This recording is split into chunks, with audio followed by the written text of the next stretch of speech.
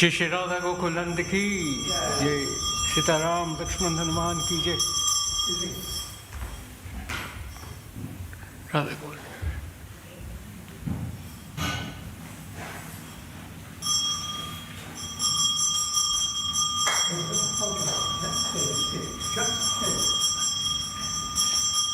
नमो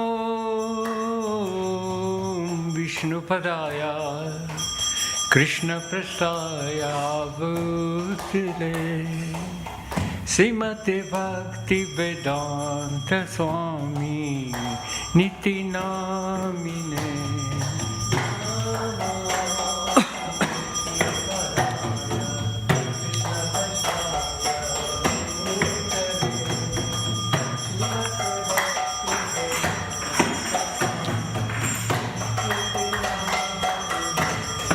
नमस्ते सरस्वती देवी गौरवाणी प्रचारिणे निर्विशेषा शून्यवादी वशधारिणे।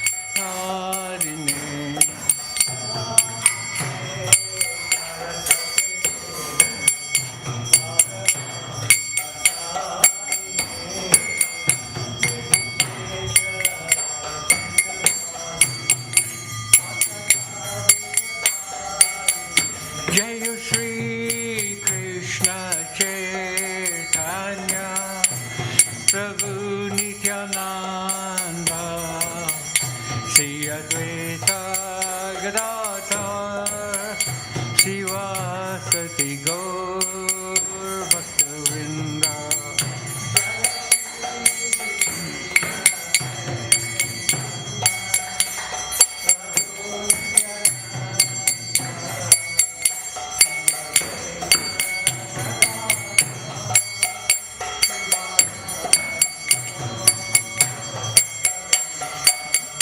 Hare Krishna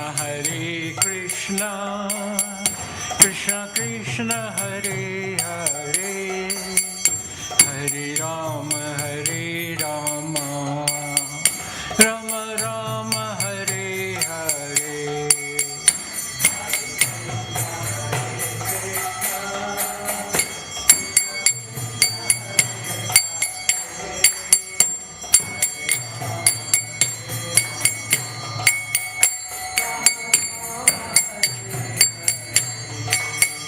Hare Krishna Krishna Krishna Hare Hare Hare Rama Rama Rama Hare Hare।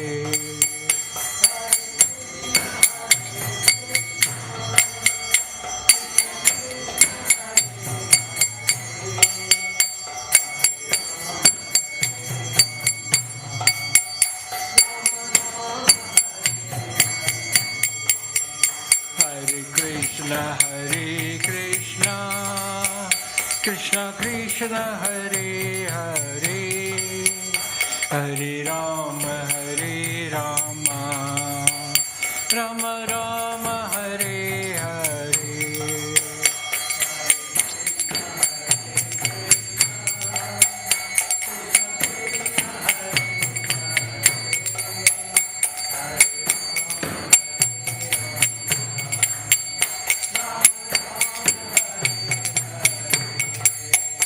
Hare Krishna Krishna Krishna Hare Hare Hare Rama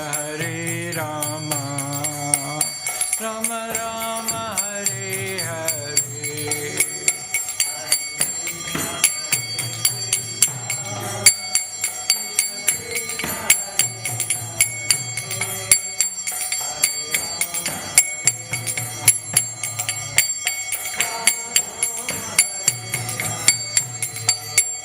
Hare Krishna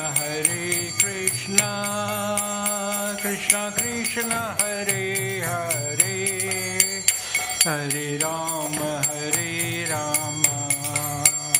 Rama Rama Hare Hare।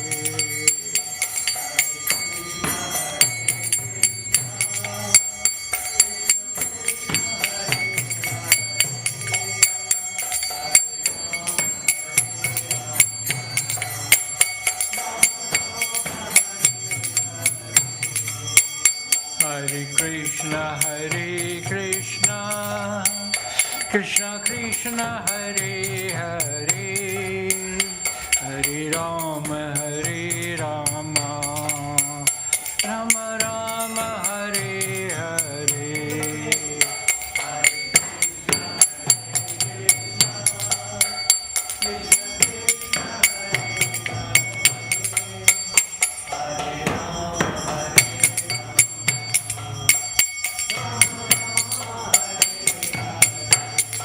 Govind Jai Jai, Gopal Jai Jai, Radha Ramana Hari Govind Jai Jai, Govind Jai Jai, Gopal Jai Jai, Radha Ramana Hari Govind Jai Jai, Govind Jai Jai, Gopal Jai Jai, Radha Ramana Hari Govind Jai Jai. Hare Krishna, Krishna Krishna, Hare Hare, Hare Ram, Ram Ram, Hare Hare.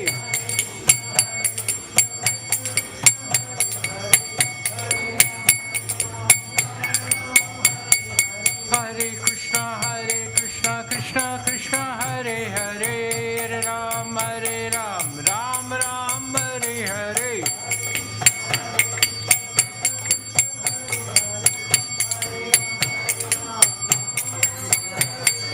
Hare Krishna, Krishna Krishna, Hare Hare, Hare Ram, Ram Ram, Hare Hare.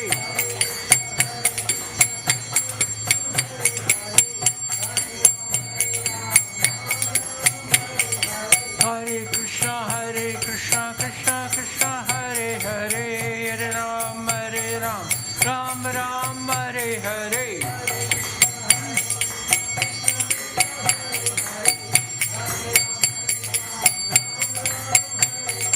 Hare Krishna, Krishna, Hare Hare, Hare Ram, Ram Ram, Hare Hare.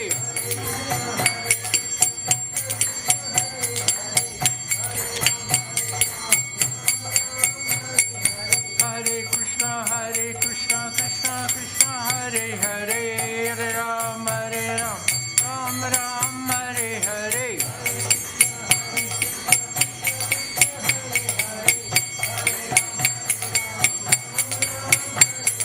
Hare Krishna, Krishna Krishna, Hare Hare, Hare Ram, Ram Ram, Hare Hare.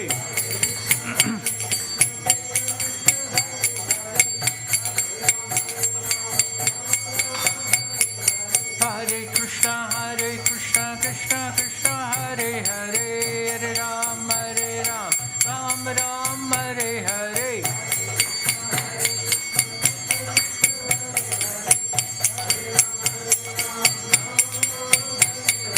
Hare Krishna, Krishna, Hare Hare, Hare Ram, Ram Ram, Hare Hare.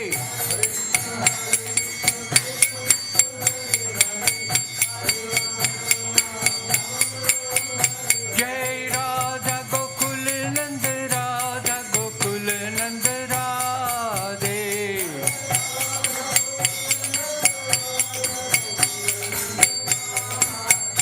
Jayo Sita Ram Lakshman Hanuman, Jayo Sita Ram Lakshman Hanuman.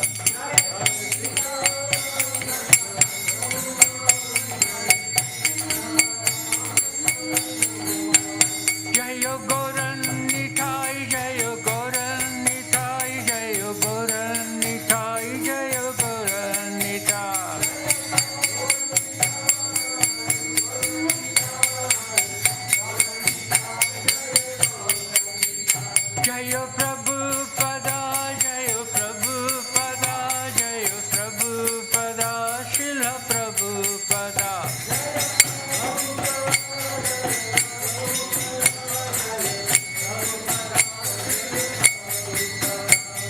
Shri Radha Gokulananda ki, Sitaram Lakshman Hanuman ki, Gurantai ki, Prabhupada ki Jai. Mr. No. Everybody please, we'll complete the Aarti with Narasimha prayers. So please please sit down for that. Lord Narasimhadev, those of you who may not know about him, he's there on the picture on the left, on your left. He's the incarnation of Lord Krishna, who appeared to protect his very, very dear devotee Prahlad Maharaj. Hare Krishna. Oh, you want to say? Namaste Narasimhaya, Namaste Narasimhaya, Prahlada Lada Daine, Prahlada Lada Daine, Hiranya Kashi Purvakshaha, Hiranya Kashi Purvakshaha, Shila Tankana Kalaye, Shila Tankana Kalaye, Ito Nasingho Parato Nasingho, Ito Nasingho Parato Nasingho, Ito Nasingho Parato Nasingho, Ito Nasingho Yato Yato Yamita To Nasingho, Yato Yato Yamita To Nasingho, Bahir Nasingha Hridaye Nasingho, Bahir Nasingha Hridaye Narasimham Adim Sharanam Prapade, Narasimham Adim Sharanam Prapade, Tavakara Kamalavare Nakam Adbhuta Shringa Dalita Hiranyakashipu Tanu Bringam Keshavadilta Narahari Rupa Jaya Jagadisha Hare, Jaya Jagadisha Hare, Jaya Jagadisha Hare.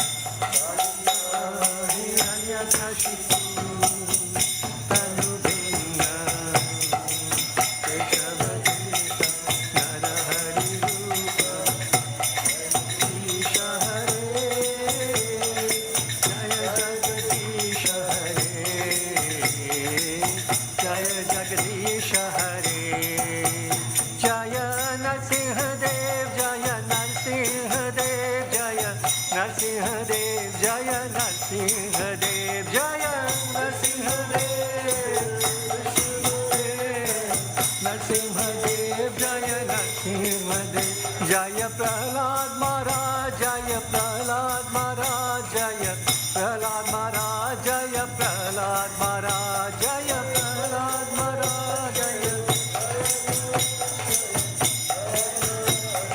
Prahlad Maharaj, Jaya Jaya Prabhupada, Prabhupada, Prabhupada, Jaya Jaya Prabhupada, Jaya Jaya Prabhupada.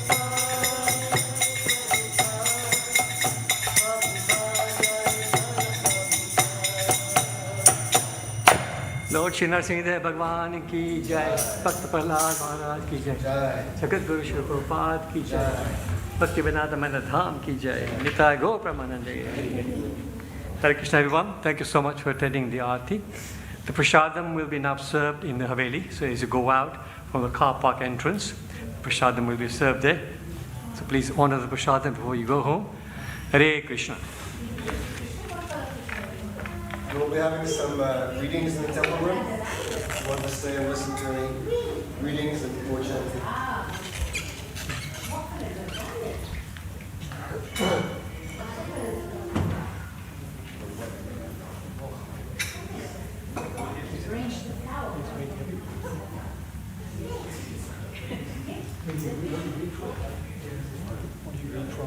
Krishna. So some lovely Krishna Katha. We'll be reading from Krishna book. So lovely Krishna's pastime. So please take with that.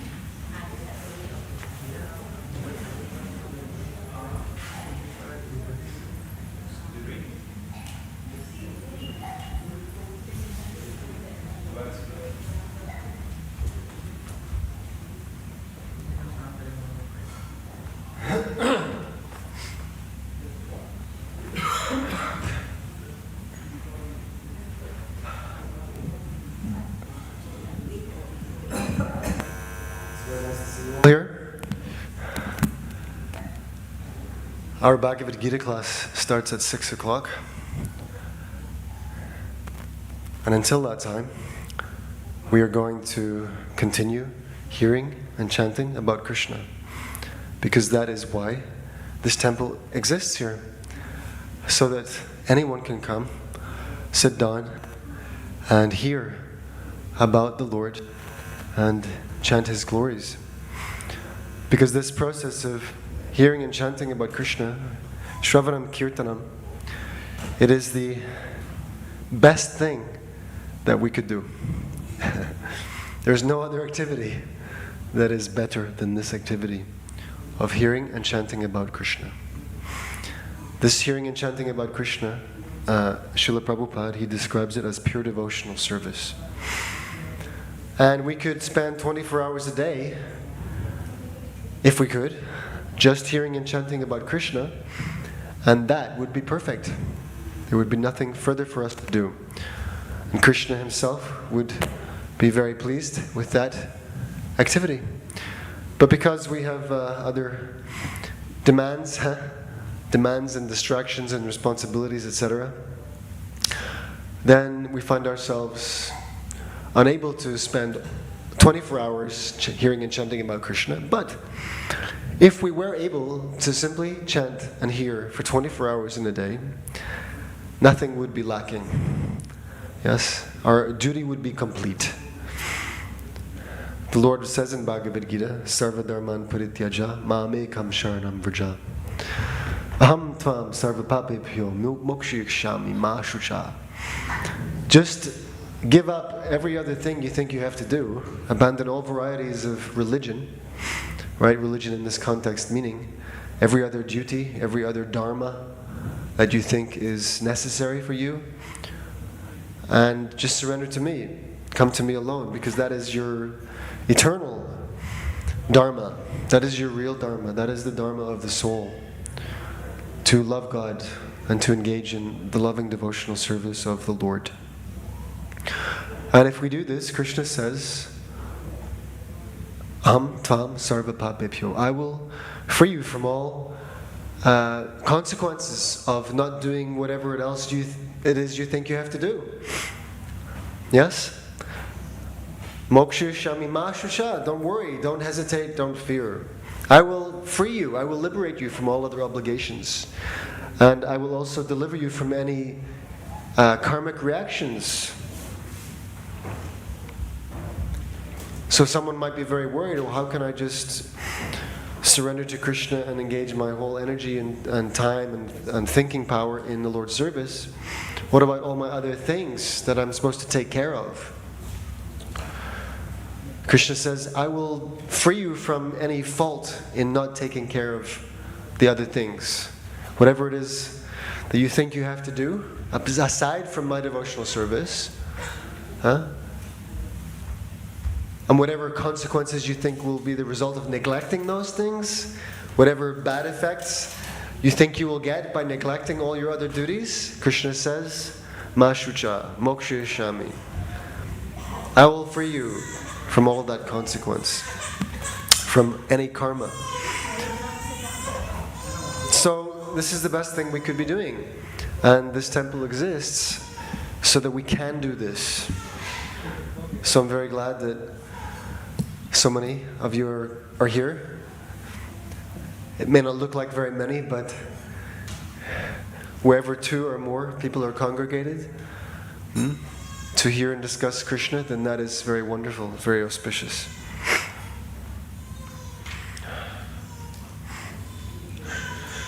So we're reading from the first chapter of Krishna book, entitled The Advent of Lord Krishna. This chapter is explaining the background regarding the Lord's appearance in this world, why he comes here. And it was described how Mother Earth was very disturbed because she was overburdened by the defense forces of many demonic kings. And this was causing her grief. So she went to Lord Brahma, the chief of this universe, and she asked him for help. And Lord Brahma, in his turn, took the matter to Lord Vishnu, who is an expansion of Krishna within this material universe. And Lord Vishnu communicated a message to Brahma, telling him that I will solve this problem personally, I will appear on the earth, and I want all the demigods to also take birth in different pious families in order to help me, to assist me. Of course, Krishna doesn't need anybody's help, but he likes to give his devotees some happy service. Yes, this is a relationship of love between Krishna and his devotees. So he gives his devotees, and in this case the demigods and the higher planets, he gives them some service to do. The Lord says in Bhagavad Gita that Paritranaya sadhunam vinashaya dushkritam. He comes in order to give pleasure to his devotees. Actually, he doesn't need to come to get rid of the demons himself. Any of his devotees are equipped to do that. Krishna doesn't have to come personally to remove a problem. Yeah, he has so many servants and agents who can remove problems for him. But his real purpose in coming here is to please his devotees. That's why he comes. Yeah. And he engages his devotees in his own pastimes. So when Krishna appears, he asks the demigods to take birth as well on earth so that they can assist him and be part of his pastimes. Yeah, and serve him in that way. So in this first chapter, we are introduced to the fact that Vasudeva, Krishna's father, has just been married to Devaki. Yes? And their chariot is being driven by Devaki's brother, Kamsa. And just as Kamsa was driving the chariot, there was heard a great prophecy from the sky, declaring that the 8th child of Devaki would kill Kamsa. So Kamsa was very, disturbed when he heard this news, that what, my sister's 8th child will be the death of me? He did not take it very well. And he threatened his sister. Actually, he was ready to kill her. Yeah? And just at that moment, Devaki's new husband, Vasudeva, he intervened. And he reasoned with Kamsa not to do such a heinous thing as to murder his own sister on her wedding day. So he began to reason with Kamsa, and he began to explain to him that death is inevitable for everyone. Yes, whether we die today or at some point in the future, everybody has to die. But none of us are these material bodies. Only the material body is subject to death. The soul is eternal. Yes. So Vasudeva tried to impress upon Kamsa the philosophy of the soul, to pacify him, and also to desist from attempting to kill Devaki. So Vasudeva is continuing to speak here.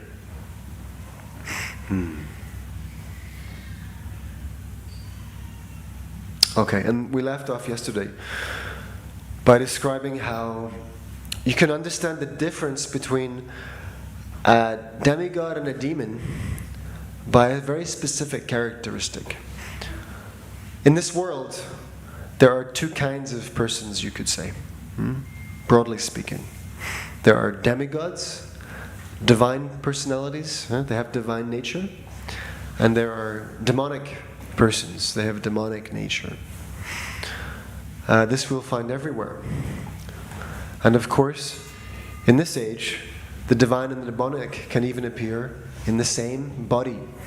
Right? We have the angel and the devil. Have you ever seen those cartoons, the angel and the devil? Right? The saint is speaking in one ear and the devil is speaking in the other ear. So the divine and the demonic natures are always in conflict. Hare Krishna. So a divine person, a demigod, they will be able to accept good instruction and apply it in their life. They will be able to listen to good instruction, accept it, and live by it. But a demonic person, they cannot do that. They will simply get angry if they receive good instructions. So it appears that Kamsa was one such demonic person. So to convince him of what is right and wrong was very difficult. Vasudeva had to really speak very thoughtfully and carefully in order to save the life of his wife. So, failing in his attempt to pacify Kamsa, Vasudeva wondered how he would protect his wife, Devaki. When there is imminent danger, an intelligent person should try to avoid the dangerous position as far as possible. But if, in spite of endeavoring by all intelligence, one fails to avoid the dangerous position, there is no fault on his part. One should try his best to execute his duties, but if the attempt fails, he is not at fault. Right? We shouldn't beat ourselves up or blame ourselves strenuously if we fail to achieve something, even though we have done our best. Yeah? The main thing is to execute one's duty as well as one is able to. Vasudeva thought of his wife as follows: "For the present, let me save the life of Devaki. Then later on, if there are children, I shall see how to save them." He further thought, "If in the future I get a child who can kill Kamsa, just as Kamsa is thinking, then both Devaki and the child will be saved, because the law of providence is inconceivable. But now, somewhere or other, let me save the life of Devaki." So if the prophecy is true, that the 8th child will kill Kamsa, then somehow or other it must be true that Devaki's life will also be spared. So let me try to spare her life. Let me try to save her. There is no certainty how a living entity contacts a certain type of body, just as there is no certainty how a blazing fire comes in contact with a certain type of wood in the forest. When there is a forest fire, it is experienced that the blazing fire sometimes leaps over one tree and catches another by the influence of the wind. Similarly, a living entity may be very careful in the matter of executing his duties, but it is still very difficult for him to know what type of body he is going to get in the next life.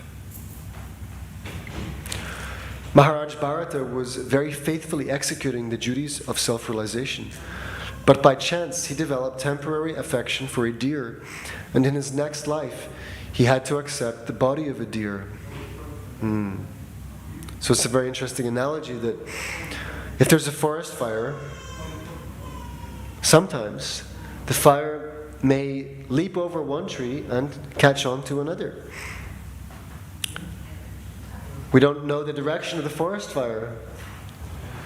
And in the same way, despite doing all of our duties in this life, with knowledge and to the best of our ability, we cannot say for certain what kind of body we'll get next.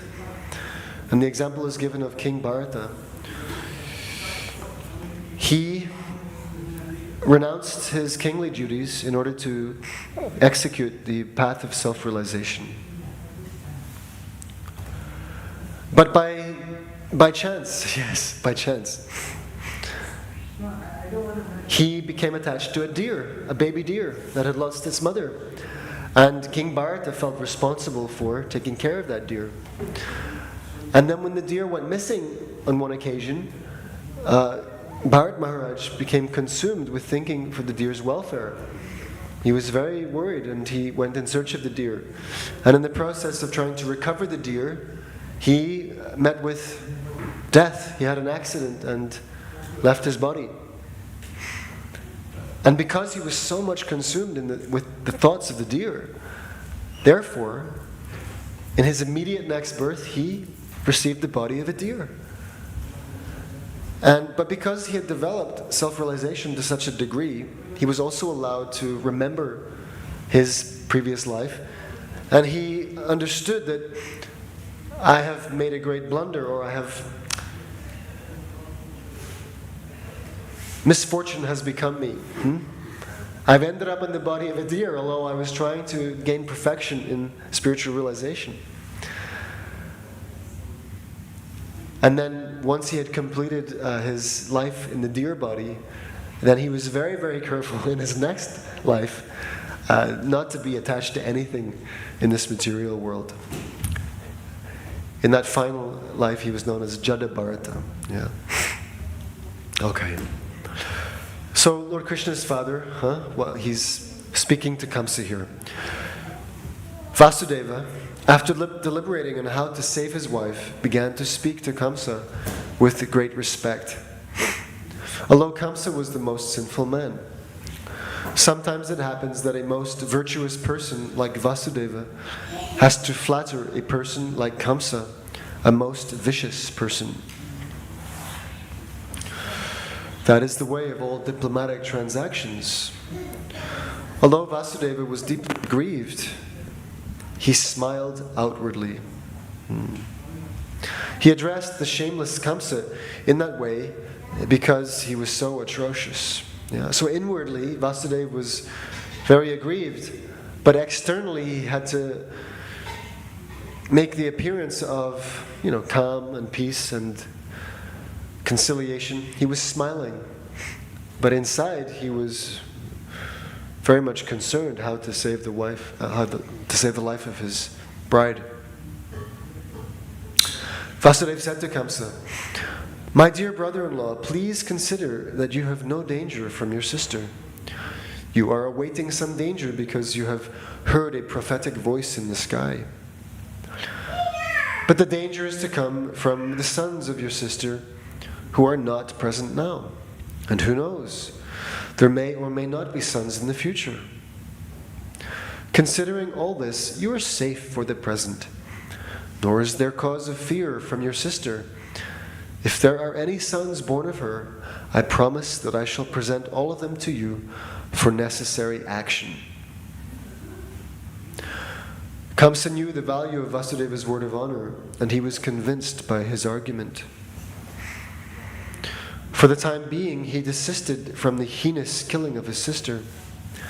Thus Vasudeva was pleased and praised the decision of Kamsa.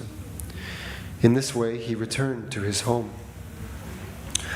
Each year thereafter, in due course of time, Devaki gave birth to a child.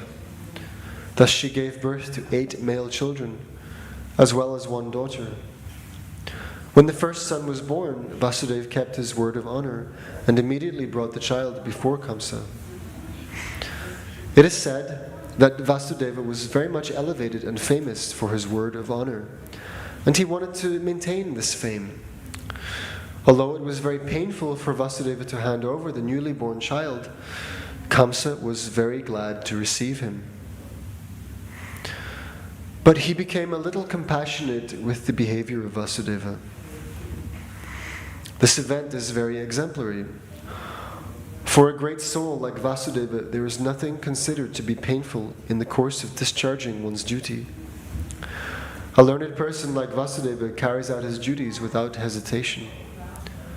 On the other hand, a demon like Kamsa never hesitates in committing any abominable action. It is said, therefore, that a saintly person can tolerate all kinds of miserable conditions of life. A learned man can discharge his duties without awaiting favorable circumstances. A heinous person like Kamsa can act in any sinful way. And a devotee can sacrifice everything to satisfy the Supreme Personality of Godhead. Kamsa became satisfied by the action of Vasudeva. He was surprised to see Vasudeva keeping his promise, and being compassionate upon him and pleased, he began to speak as follows. "My dear Vasudeva, you need not present this child to me. I am not in danger from this child. I have heard that the 8th child born of you and Devaki will kill me. Why should I accept this child unnecessarily? You can take him back." When Vasudeva was returning home with his firstborn child, although he was pleased by the behavior of Kamsa, he could not believe in him because he knew that Kamsa was uncontrolled. An atheistic person cannot be firm in his word of honor. One who cannot control the senses cannot be steady in his determination. The great politician Chanakya Pandita said, "Never put your trust in a diplomat or a woman. Those who are addicted to unrestricted sense gratification can never be truthful, nor can they be trusted with any faith." So Vasudeva knew that he could not trust Kamsa because his senses, his mind, they were uncontrolled. At that time, the great sage Narada came to Kamsa. He was informed of Kamsa's becoming compassionate to Vasudeva and returning his firstborn child. Narada was very eager to accelerate the descent of Lord Krishna as soon as possible. He therefore informed Kamsa that in Vrindavana, personalities like Nanda Maharaj and all the other cowherd men and their wives, and on the other side, Vasudeva, his father Shurasena, and all his relatives born in the family of Vrishni of the Yadu dynasty, along with all their friends and well-wishers, were actually demigods. Narada warned Kamsa to be careful of them, since Kamsa and his friends and advisors were all demons. Demons are always afraid of demigods. After being thus informed by Narada about the appearance of the demigods in different families, Kamsa at once became very much alarmed. He understood that since the demigods had already appeared, Lord Vishnu must be coming soon. He at once arrested both his brother-in-law Vasudeva and Devaki and put them behind prison bars. So now Vasudeva and Devaki are in prison. Kamsa has become very much alarmed at the information given by Srila Narada Muni. Within the prison, shackled in iron chains, Vasudeva and Devaki gave birth to a male child year after year. And Kamsa, thinking each of the babies to be the incarnation of Vishnu, killed them one after another. He was particularly afraid of the 8th child, but after the visit of Narada, he came to the conclusion that any child might be Krishna. Therefore, it was better to kill all the babies who took birth from Devaki and Vasudeva. This action of Kamsa is not very difficult to understand. In the history of the world, there are many instances. There are many instances in the history of the world of persons in the royal order who have killed their father, brother, or whole family and friends for the satisfaction of their ambitions. There is nothing astonishing about this, for members of the demoniac, greedy royal order can kill anyone for their nefarious ambitions. Kamsa was made aware of his previous birth by the grace of Narada. He learned that in his previous birth he had been a demon of the name Kalanemi, and that he had been killed by Vishnu. Having now taken his birth in the Bhojada family, he decided to become the deadly enemy of the Yadu dynasty.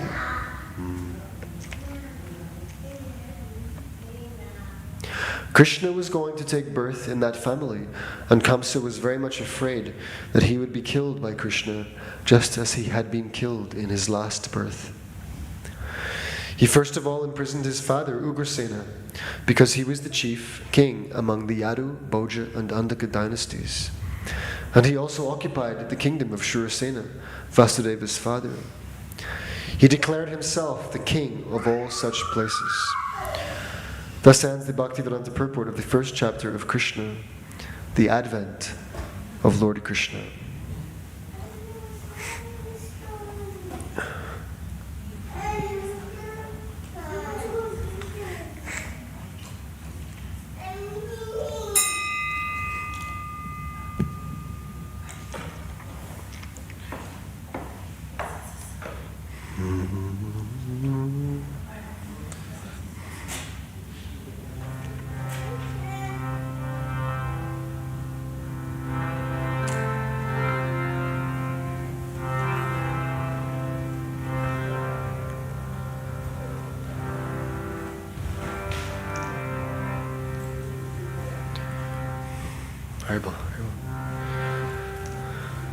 Vandeham Shri Guru Shri Yuta Parakamalam Shri Gurum Vaishnavamscha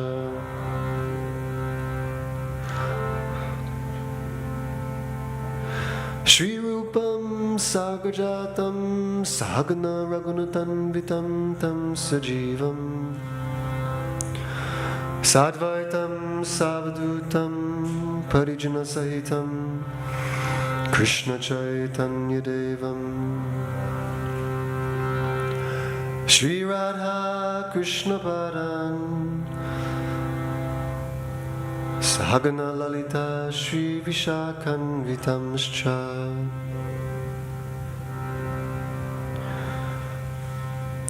Vande Guru Nishabhaktan Ishamishavatarakan Tatprakasham Shtatashtakti Krishna Chaitanya Samshnakam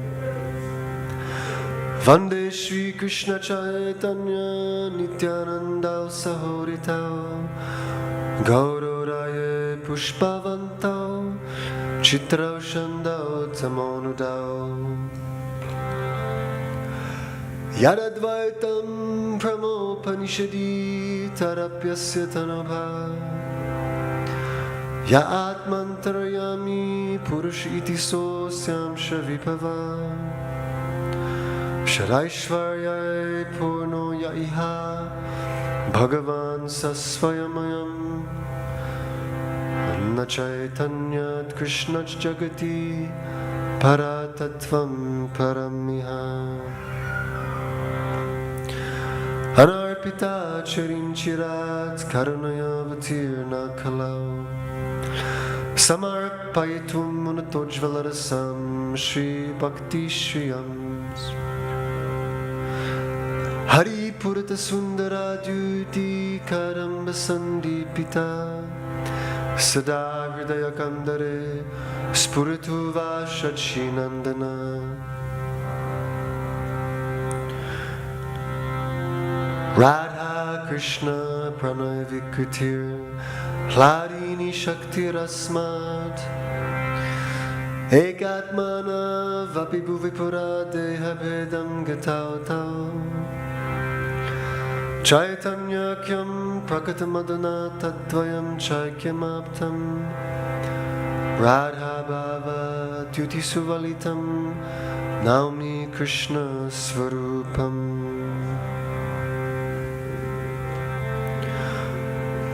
Shri Radhaya Pranaya Mahima Kittisho Vanayaiva Svadyoye Nadbhuta Madhurima Kittisho Vamadiya Saukyam Chasya Maranabhavata Kittisham Veti Lobhat Tadbhavatya Samajani Shachi Garbha Sindha Harindu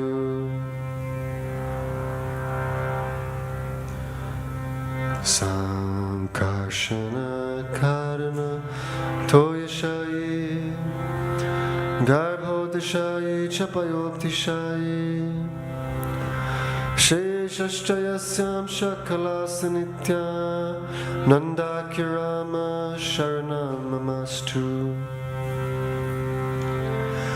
Mayatite Vyapivaya Kuntaloke Mayatite Vyapivaya Kuntaloke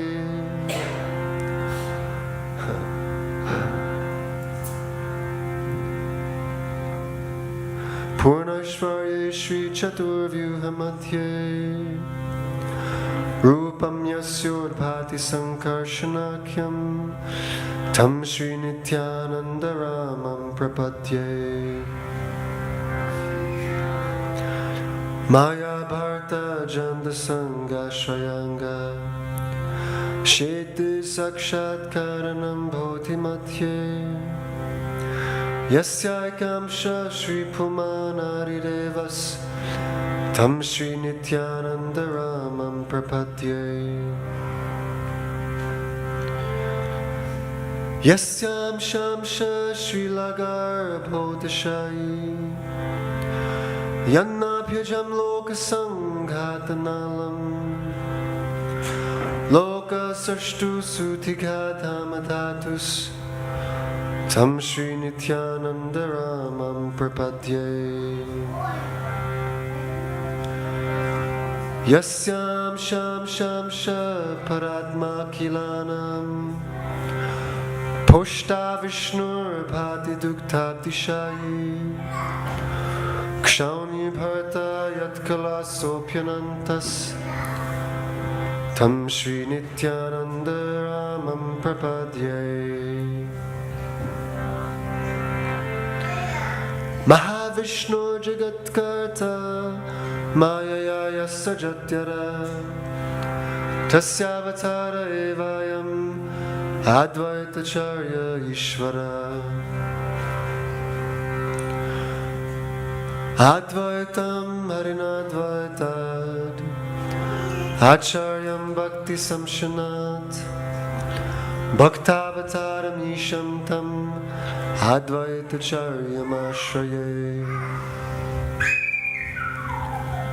Pancha Tattvatmakam Krishnam Bhaktarupa Svarupakam Bhaktavataram Bhaktakyam Namami Bhakta Shaktikam Jayatam Surata Upango Mama Mandamatergati Matsarvasva Padambojao Radha Madana Mohanao Divyad Vrindaranyakal Padrumadha Srimad Ratnagara Simhasanastao Srimad Radha Srila Govinda Deva Prishtalibhi Sevyamana Smarami Shriman Rasarasarambi Vamshivatatastita Karshan Venusvanar Gopir Gopinata Shriyestuna Jaya Jaya Shri Chaitanya Jaya Nityananda Jaya Advaita Chandra Jaya Gaura Bhaktivedanta Jaya Jaya Shri Chaitanya Jaya Nityananda Jaya Advaita Chandra Jaya Gaura Bhaktivedanta Etina Thakur Gaudiyake Kariyachena Atmasat Etinera Charana Bandom Tinemoranata Grantera Arampe Kari Mangala Charana Guru Vaishnava Bhagavan Tinera Smarana Tinera Smarane Hoya Vigna Vinashana Anayase Hoya Nija Vanchita Purana.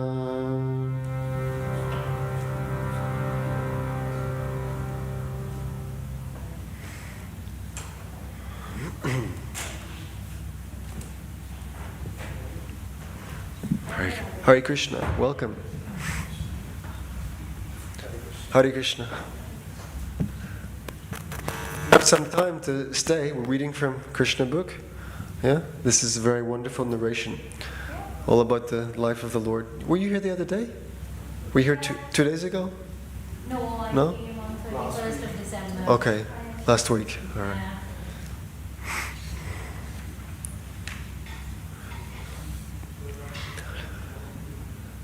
So in the beginning of this book, Srila Prabhupada, our founder Acharya of ISKCON, he writes that this process of hearing about Krishna and chanting his glories and his holy names, this is the best thing that we can be doing. And this is the path of liberation from this material world. And therefore, simply by reading this book, the person reciting it, those that may hear that narration, those that inquire, all of them are immensely benefited. And therefore, we want to give this opportunity to any visitors to hear something about Krishna. Yeah.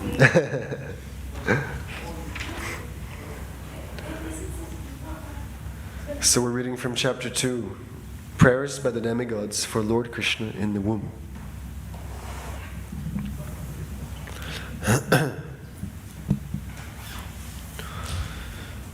King Kamsa not only occupied the kingdoms of the Yadu, Bhoja and Andhaka dynasties and the kingdom of Shurasena, but he also made alliances with all the other demoniac kings as follows. The demon Pralamba, demon Baka, demon Chanura, demon Trinavarta, demon Aghasura, demon Mushtika, demon Arishta, demon Dvivida, demon Putana, demon Keshi, and demon Dhenuka. At that time, Jarasandha was the king of Magadha province, known at present as Bihar state. Thus, by his diplomatic policy, Kamsa consolidated the most powerful kingdom of his time under the protection of Jarasandha. He made further alliances with such kings as Banasura and Bhaumasura until he was the strongest. Then he began to behave most inimically toward the Yadu dynasty, into which Krishna was to take his birth.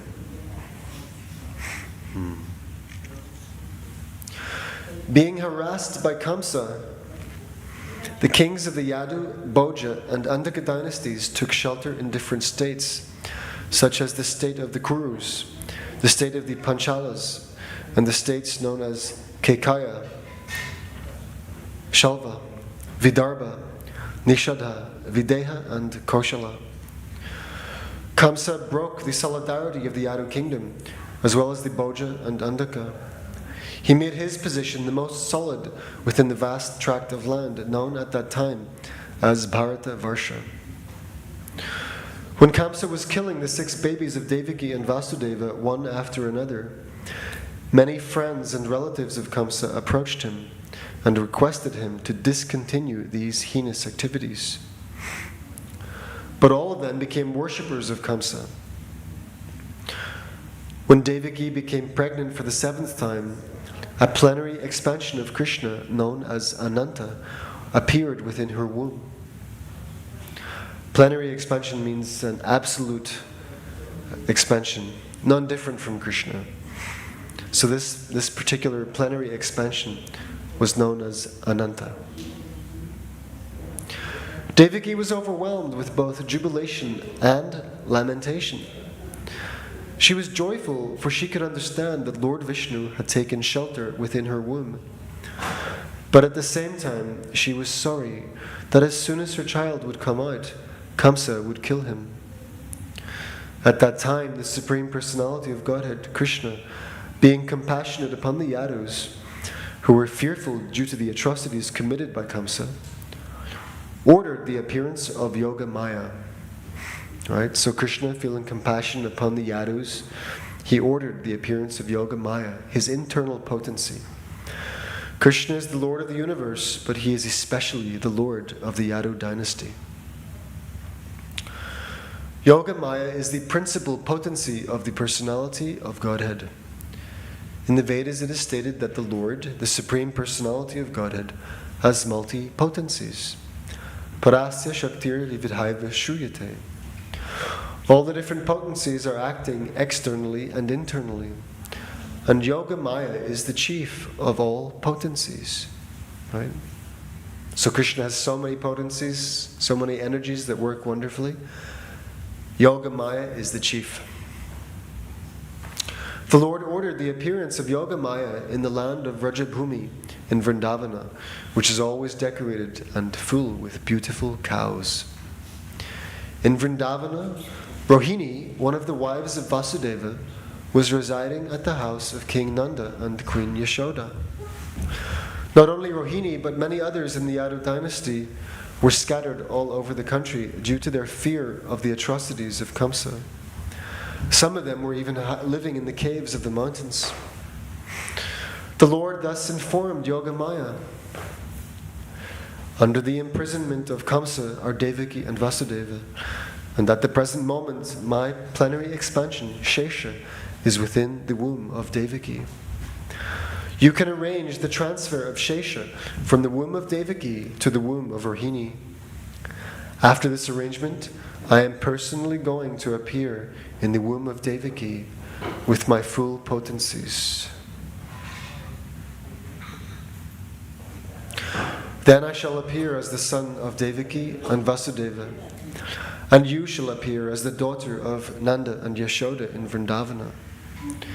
Since you will appear as my contemporary sister, and since you will quickly satisfy desires for sense gratification, people within the world will worship you with all kinds of valuable presentations, incense, candles, flowers, and offerings of sacrifice.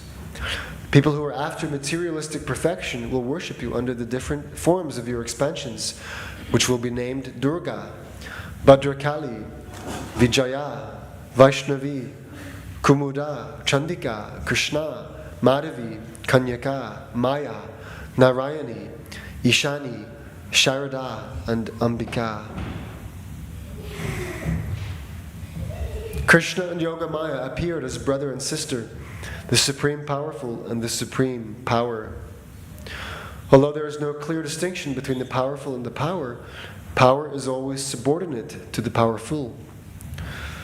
Those who are materialistic are worshippers of the power, but those who are transcendentalists are worshippers of the powerful. Krishna is the Supreme Powerful, and Durga is the Supreme Power within the material world. Actually, people in the Vedic culture worship both the powerful and the power, There are many hundreds and thousands of temples of Vishnu and Devi, and sometimes they are worshipped simultaneously. The worshipper of the power, Durga, or the external energy of Krishna, may achieve all kinds of material success very easily, but anyone who wants to be elevated transcendentally must engage in worshipping the powerful in Krishna consciousness. The Lord also declared to Yogamaya, "My plenary expansion, Ananta Shesha, is within the womb of Devaki. On account of being forcibly attracted to the womb of Rohini, he will be known as Sankarshana and will be the source of all spiritual power, or bala, by which one can attain the highest bliss of life, which is called Ramana. Therefore, the plenary portion, Ananta, will be known after his appearance either as Sankarshana or as Balarama." In the Upanishads it is stated, "Nayam Atma Balahinena Labhya." The purport is that one cannot attain the supreme perfection of self-realization without being sufficiently favored by Balarama. Bala does not mean physical strength. No one can attain spiritual perfection by physical strength. One must have the spiritual strength which is infused by Balarama or Sankarshana. Ananta or Shesha is the source of the power which sustains all the planets in their different positions. Materially, this sustaining power is known as the law of gravitation, but actually it is a display of the potency of Sankarshana. Balarama or Sankarshana is the source of spiritual power, or the original spiritual master. Therefore, Lord Nityananda Prabhu, who is also the incarnation of Balarama, is the original spiritual master. And the spiritual master is the representative of Balarama, the form of the Supreme Personality of Godhead, who supplies spiritual strength. In the Chaitanya Charitamrita, it is confirmed that the spiritual master is the manifestation of the mercy of Krishna. So you'll see in this picture above me, these 5 personalities. Do any of you know who these personalities are? Who's in the center? Do you know? Who? Krishna. Yeah, it's Krishna. But what's different about him?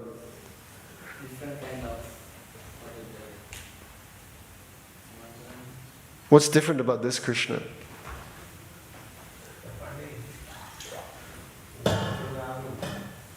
His complexion is golden. Yeah, he's not blackish. He's golden. Therefore he's known as Gaurahari, Gaurasundara. Haribol. Gaurasundara. So this is Krishna, and he comes in this form as he did 500 years ago in Gaudadesh, which is presently known as Bengal. He's also known as Sri Krishna Chaitanya Mahaprabhu. And he comes specifically to teach us how to be a devotee. Just like a teacher who wants to teach the child in school how to write their ABCs. So if they're not able to do it properly, then the teacher takes the hand and shows them how to form the letter correctly. So Lord Chaitanya is Krishna coming himself, teaching us how to be a devotee. And he's very merciful. He's the most merciful form of Godhead. And he freely distributes the greatest thing, the highest thing, which is pure love for Krishna, Krishna Prema. And how does he distribute this? He simply requests us to chant Hare Krishna, Krishna Krishna, Hare Hare, Hare Rama, Rama Rama, Hare Hare. By accepting this process of chanting, Lord Chaitanya Mahaprabhu is giving us the gift of love of God. It's just up to us to take it up, to take up the process. So, the person on his right-hand side, our left, in blue garments, that is Nityananda Prabhu. Nityananda. Nityananda means he is always blissful. Yeah, he's never morose in any condition. He is completely absorbed in the experience of loving God. Yes? And he is Nityananda. But he is a manifestation of Balaram, Krishna's brother. Right? Krishna's elder brother is known as Balaram. It's described that Balaram is actually Krishna's second body. Because God is an unlimited person, he can appear in as many forms as he pleases. Yeah, he's not restricted to one form. Right? He can appear in any variety of forms and as many as he likes, without losing any of his personality. But still, as Krishna, that is his original form. Yeah? If I take a candle, flame, yeah, it's my first candle. But if I have a whole bunch of other candles waiting to be lit, I can light all of them with my original candle. Yeah? So in the same way, Krishna is able to expand himself in unlimited forms. But his first expansion is Balaram. Balaram is his second body. Right? And this Balaram appeared 500 years ago as Sri Nityananda. So Nityananda Balaram is the original spiritual master. And he is the source of all spiritual strength, or Bala. Yeah? And by this Bala, by this spiritual strength, one can achieve Ramana, spiritual pleasure, transcendental pleasure. So, this Lord Balaram, who is also known as Sankarsana, he appeared before Krishna did. Yeah? So we'll describe how that, Srila Prabhupada describes how that occurred. Thus ordered by the Supreme Personality of Godhead, Yogamaya circumambulated the Lord and then appeared within this material world according to his order. When Yogamaya, the supreme power of the supremely powerful personality of Godhead, transferred Lord Shesha from the womb of Devaki to the womb of Rohini, both Devaki and Rohini were under Yogamaya's spell, which is called Yoga Nidra. When this was done, people thought that Devaki's 7th pregnancy had been a miscarriage. Thus, although Balaram appeared as the son of Devaki, he was transferred to the womb of Rohini to appear as her son. After this arrangement, the Supreme Personality of Godhead, Krishna, who is always ready to protect his unalloyed devotees, entered within the mind of Vasudeva as the Lord of the whole creation, with full, inconceivable potencies. It is understood in this connection that Lord Krishna first of all situated himself in the unalloyed heart of Vasudeva and was then transferred to the heart of Devaki. He was not put into the womb of Devaki by seminal discharge. The Supreme Personality of Godhead, by his inconceivable potency, can appear in any way. It is not necessary for him to appear in the ordinary way by seminal injection within the womb of a woman. Right? So first of all, he appeared in the mind of Vasudeva. And then from Vasudeva's mind, he was transferred to the mind of Devaki, the heart of Devaki. When Vasudeva was sustaining the form of the Supreme Personality of Godhead within his heart, he appeared just like the glowing sun, whose shining rays are always unbearable and scorching to the common man. The form of the Lord situated in the pure, unalloyed heart of Vasudeva is not different from the original form of Krishna. The appearance of the form of Krishna anywhere, and specifically within the heart, is called Dhamma. Therefore, this is known as Bhaktivedanta Manor Dhamma. Yeah, this temple and its grounds is known as the Dham, because it is the place where the form of Krishna is appearing, right? He's right here on the altar. And the deity form is known as the Archa Vigraha. That form, which appears to be made of some material element like stone or wood, but actually is completely spiritual, completely transcendental, because Krishna has agreed to accept this form so that we can worship Him. This is His mercy. Although He is everywhere and within every atom of this entire creation, He accepts the Archa Vigraha form so that we are able to come in front of Him and appreciate Him and worship Him and offer our prayers. And also, specifically, so that He will see us. Darshan doesn't really mean that we come to see the Lord. Yes? Rather, it means that we come to be seen by the Lord. Because He is the seer, we are to be seen. And unless He gives us the power to see, and unless He sees first, we cannot see. Yes? I have eyes, but if there's no sunlight or no artificial light, then what use are my eyes? I'm completely dependent upon Krishna for the power to see or to do anything. So it is by Krishna's grace that we can walk inside the temple room and see Him with these eyes. And that is because Krishna agrees to see us.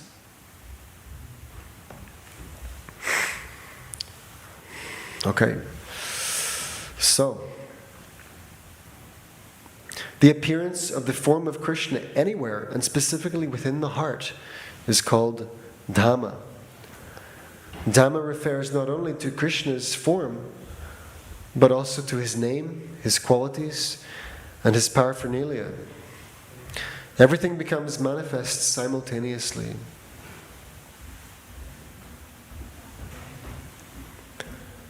Right. This is interesting. Huh? Dhamma. When we speak of Dhamma, we often think of the holy place, right? Mayapur Dham, Vraja Dham, Jagannath Puri Dham. But Prabhupada says here that the appearance of the form of Krishna anywhere, and specifically within the heart, is called Dhamma. When He appears in the heart, that is especially Dhamma. Dhamma refers not only to Krishna's form, but also to His name, His qualities, and His paraphernalia. Everything becomes manifest simultaneously. So wherever Krishna appears with His name, qualities, paraphernalia, everything becomes manifest simultaneously. That is the Dhamma. Thus the eternal form of the Supreme Personality of Godhead, with full potencies, was transferred from the mind of Vasudeva to the mind of Devaki. Exactly as the setting sun's rays are transferred to the full moon rising in the east. So poetic, this description. The sun sets and its rays transfer to the rising full moon.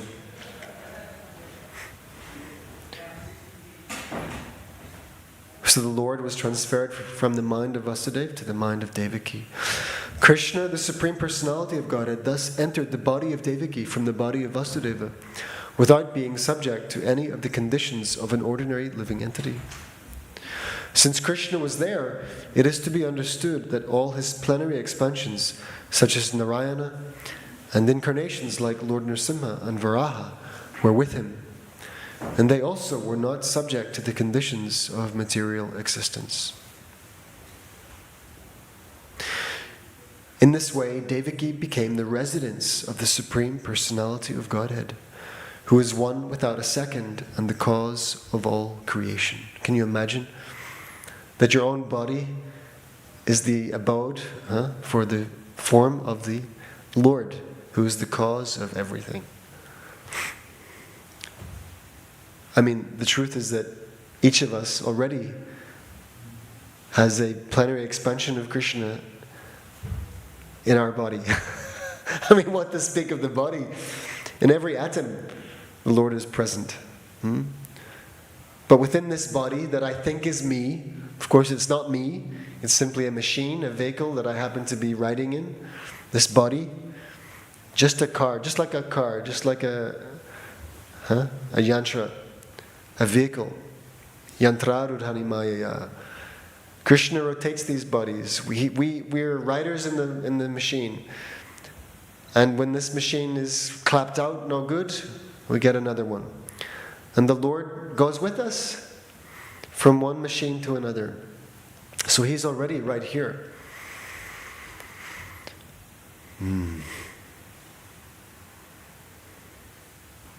Okay. Devaki became the residence of the Absolute Truth, but because she was confined within the house of Kamsa, she looked just like a suppressed fire, or like misused education. When fire is kept in a jug, the illuminating rays of the fire cannot be very much appreciated. Similarly, misused knowledge, which does not benefit the people in general, is not very much appreciated. So Devaki was kept within the prison walls of Kamsa's palace, and no one could see her transcendental beauty, which resulted from her conceiving the Supreme Personality of Godhead. Kamsa, however, saw the transcendental beauty of his sister Devaki, and he at once concluded that the Supreme Personality of Godhead had taken shelter in her womb. He sussed her out, Kamsa figured it out. Hare Krishna. She had never before looked as so wonderfully beautiful.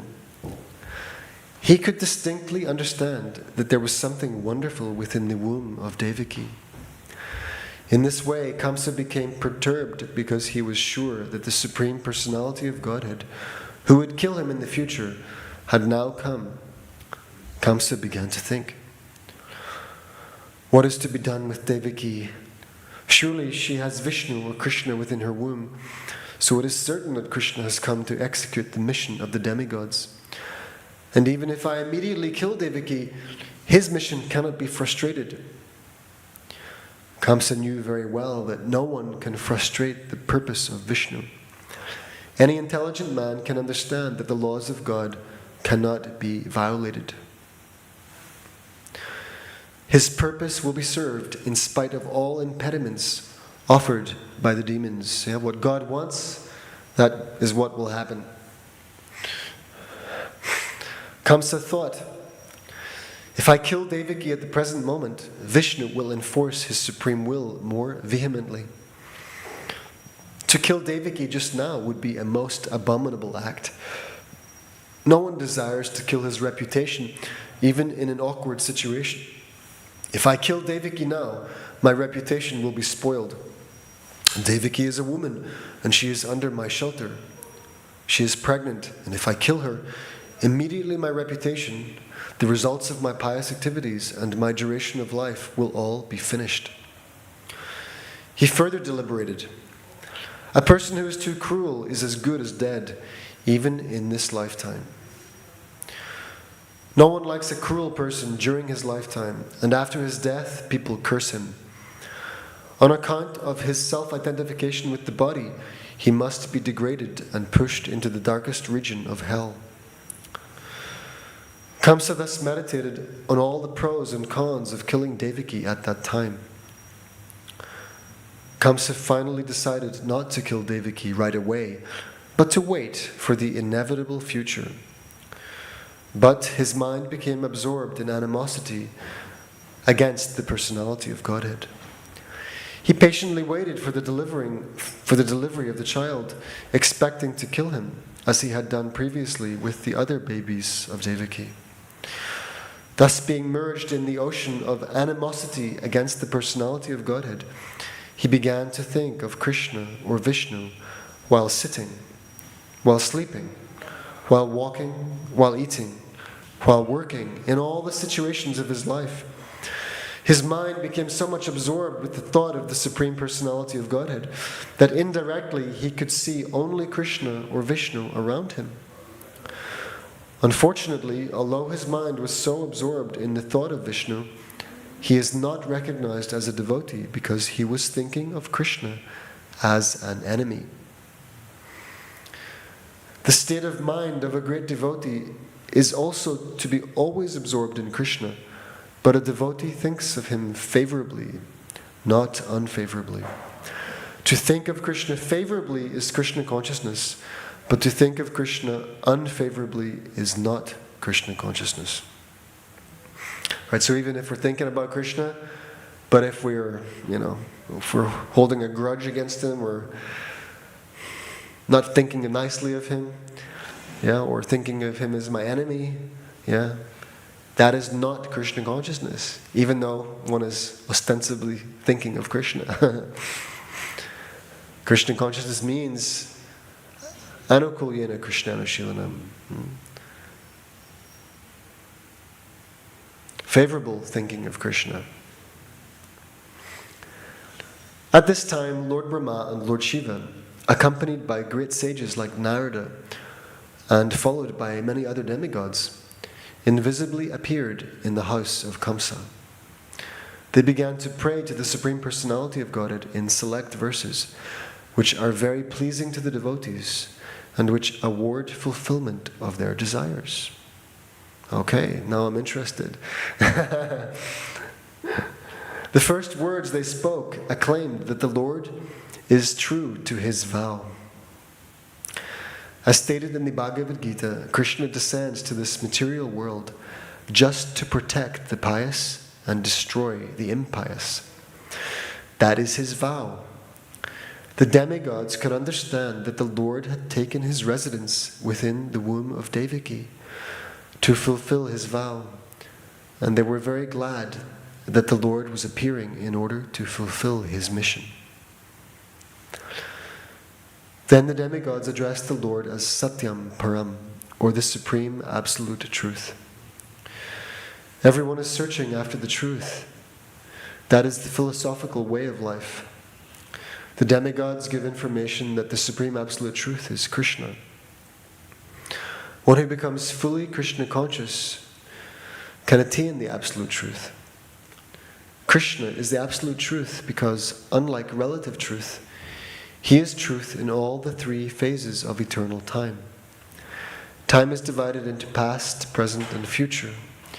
Krishna is truth always, past, present, and future. I love this description of Krishna as the absolute truth. Right? Some people may argue about who's in charge, who's God, who's the bigger man, who's the bigger controller. Well, we say Krishna is the absolute truth. He's the truth always. You can't beat that. How does it go? Natasya karyam karanam cha vidite, natatsamaschabyate gastradishyate. The Lord has no equal and no superior. No one can challenge him, no one can match him. Not even close. Okay. In the material world, everything is being controlled by supreme time, in the course of past, present, and future. But before the creation, Krishna was existing. And when there is creation, everything is resting in Krishna. And when this creation is finished, Krishna will remain. Therefore, he is the absolute truth in all circumstances. If there is any truth within this material world, it emanates from the supreme truth, Krishna. If there is any opulence within this material world, the cause of the opulence is Krishna. If there is any reputation within this material world, the cause of the reputation is Krishna.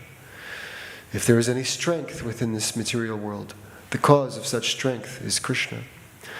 If there is any wisdom and education within this material world, the cause of such wisdom and education is Krishna. Therefore, Krishna is the source of all relative truths.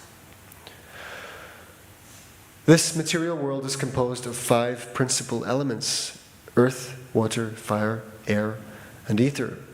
And all such elements are emanations from Krishna. Right? In Bhagavad Gita, 7th chapter, the Lord says, Bhumir aponalo vayur kamano buddharevacha.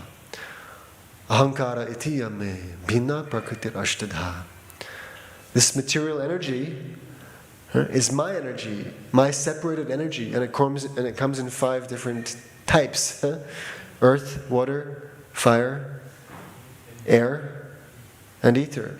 Yeah, and then beyond that, subtly, mind, intelligence, and false ego. They all come from Krishna. The material scientists accept these 5 primary elements as the cause of the material manifestation. But the elements in their gross and subtle states are produced by Krishna. The living entities who are working within this material world are products of his marginal potency. In the 7th chapter of the Bhagavad Gita, it is clearly stated that the whole manifestation is a combination of 2 kinds of energies of Krishna: the superior energy and the inferior energy. Right? So after the Lord describes his material energies, he says, beyond this, there's another superior energy of mine, para-prakriti, which is transcendental to this dull matter. Right? There's no para-prakriti in this harmonium. I can do anything with this thing and it won't complain, it won't protest, it won't display any signs of consciousness, because there is no para-prakriti animating this harmonium. Right? But if someone comes and kicks me and pokes me and just, sets fire to my dhoti, then you'll see there'll be some fun. I will respond because of the presence of para-prakriti, soul. Yeah? So this whole material world is just a combination of these 2 energies, material and spiritual. It's interesting that this artificial intelligence is simply material energy that appears as if it is alive. There's a nice example we could use. Have you ever seen these automatic self-playing pianos? If you go to maybe a shopping mall, maybe even a restaurant, I'm not sure. I haven't really been to a restaurant with a self-playing piano, but I imagine it's possible there could be one in some restaurant somewhere in the world. So you get a self-playing piano. It's programmed to play a particular melody, right? Chopin, Mozart, Beethoven, right? Whatever. There's no player at the piano, yeah? But there's a chip, there's some electronic configuration. And someone will press the button, select the tune, and the piano plays. There's no person sitting at the piano playing, but the keys are making a melody. Yeah, it's a machine. It's a machine making music. Yeah, but the machine was made by a living man with intelligence. And the composer of the music was also a living person. The composer was a person, a living person, and the designer and builder of the piano is a living person. It's a machine set in motion. In the same way, artificial intelligence is a machine type, simply set in motion by the action of a living person. Yeah? And the AI is set in motion by a living person who decides to interact with it on their phone or whatever. Yeah? But the AI doesn't turn on itself. Doesn't switch itself on. It doesn't ask itself questions unless it's programmed to do so by a living person.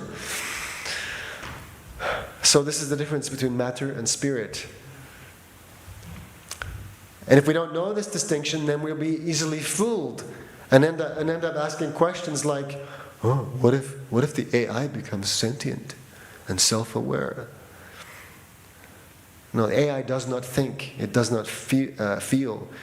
It simply unfolds a step-by-step sequence according to how it is set up. Yeah. It recognizes patterns and it repeats patterns that it is programmed to recognize.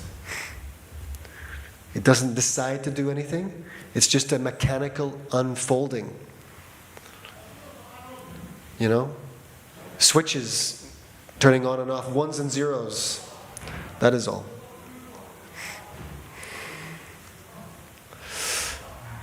Okay. Where did we get to? Hare Krishna. Yes. Yes, time. Huh? Okay. Yes. So Krishna is the source of all relative truths. And in the 7th chapter of the Bhagavad Gita, it is clearly stated that the whole manifestation is a combination of two kinds of energies of Krishna, the superior energy and the inferior energy. The living entities are the superior energy, and the dead material elements are his inferior energy.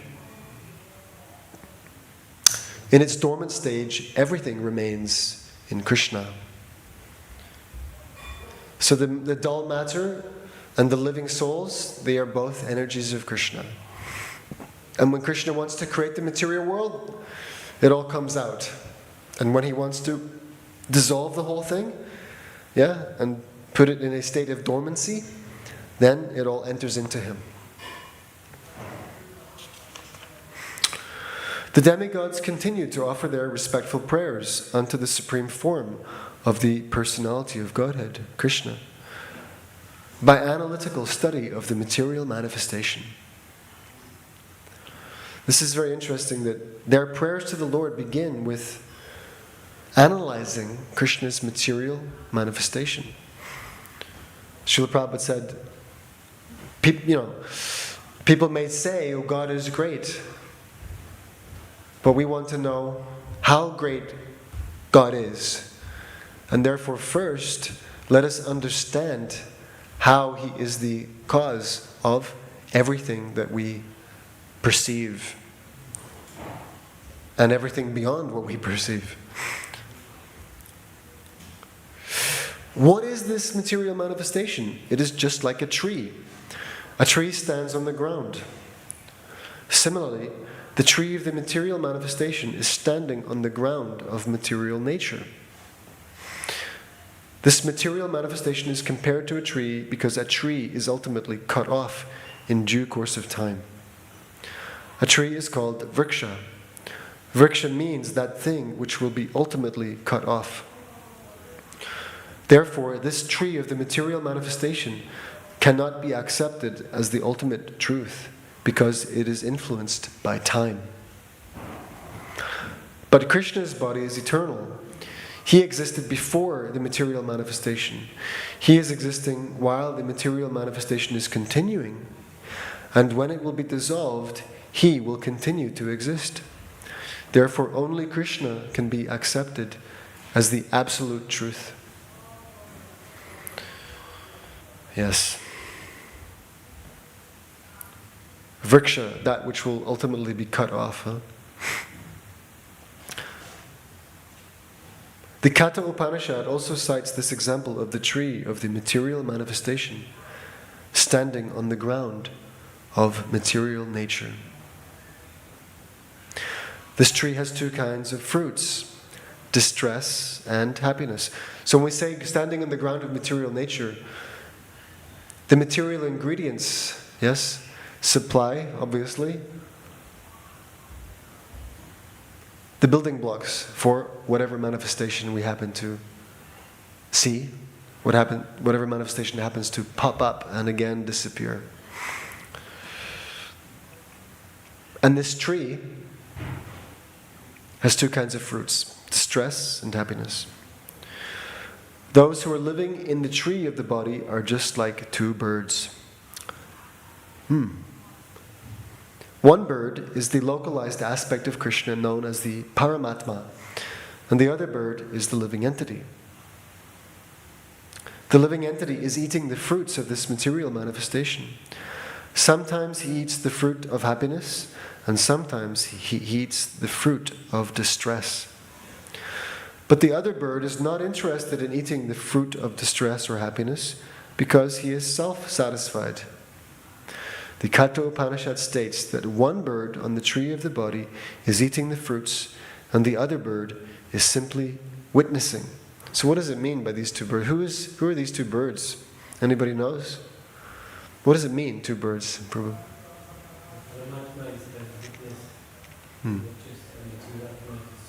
Okay. So we have Paramatma and Jivatma, the super soul and the not so super soul. the super soul and the infinitesimal, minute living entity, Jivatma. So I'm a Jiva, right? The person that is aware of my surroundings and what I'm saying, and aware that I am me, I think, therefore I am. That is the Jiva. I am Jiva. And with me in this body, which is compared to a tree, is another soul. But the other soul is Paramatma. And that Paramatma is in my body, your body, your body, your body, your body, your body, your body, your body, your body, your body. He's in everybody's body, but he's one person. He's not a different person in different bodies. He is one person in every body. Whereas I am one person in one body. That's a nice way of describing it, huh? I am one person in one body, and the Paramatma, Krishna, is one person in all bodies. The roots of this tree, right, the tree of the material world, extend in three directions. This means that the root of the tree is the three modes of material nature: goodness, passion, and ignorance. Just as the tree's root expands, so, by association of the modes of material nature, goodness, passion, and ignorance, one expands his duration of material existence. The tastes of the fruits are of four kinds: religiosity, economic development, sense gratification, and ultimately liberation. According to the different associations in the three modes of material nature, the living entities are tasting different kinds of religiosity, different kinds of economic development, different kinds of sense gratification, and different kinds of liberation. Practically all material work is performed in ignorance, but because there are three qualities, sometimes the quality of ignorance is covered with goodness or passion. The taste of these material fruits is accepted through five senses. So we're about to have Bhagavad Gita class, but I'm just going to finish this small paragraph. The five sense organs through which knowledge is acquired are subjected to 6 kinds of whips. Right, so my eyes, ears, nose, tongue, skin, all of these senses acquire knowledge, they receive information, and they're subjected to 6 kinds of whips: lamentation, illusion, infirmity, death, hunger, and thirst. This material body, or the material manifestation, is covered by 7 layers: skin, muscle, blood, marrow, bone, fat, and semen. The branches of the tree are 8: earth, water, fire, air, ether, mind, intelligence, and ego. There are 9 gates in this body: the 2 eyes, 2 nostrils, 2 ears, 1 mouth, 1 genital, 1 rectum. And there are 10 kinds of internal air passing within the body: prana, apana, udana, vyana, samana, etc. The 2 birds seated in this tree, as explained above, are the living entity and the localized Supreme Personality of Godhead, Paramatma. So in everybody there's 2, the Jivatma and the Paramatma. Okay, tomorrow we'll continue. I'm really keen to hear the prayers by the demigods to Lord Krishna in the womb, because there was a nice blessing given by hearing these prayers. And I don't know about you, but I could do with some blessings. Hare Krishna. Okay, Mataji will now give Bhagavad Gita class.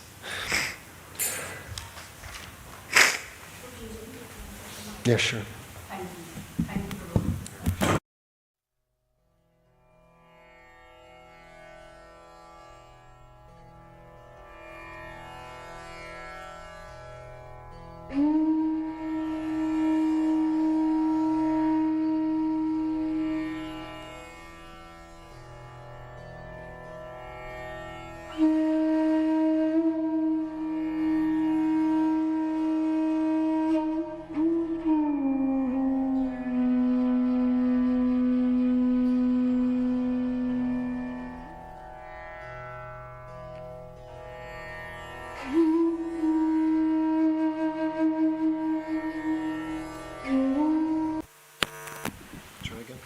Hare Krishna, yeah.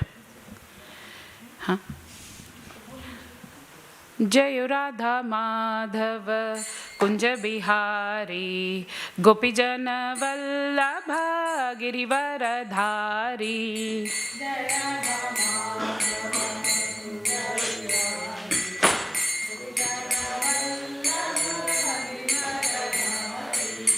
Jai Radha Madhava Kunja Bihari Gopijana Vallabha Girivaradhari.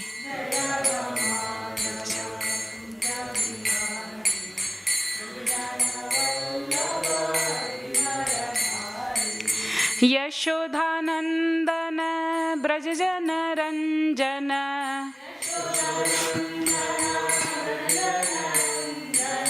Yashodhanandana Brajajana Ranjana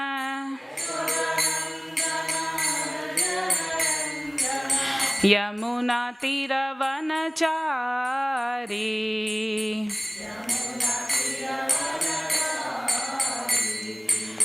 Yamuna Tiravanachari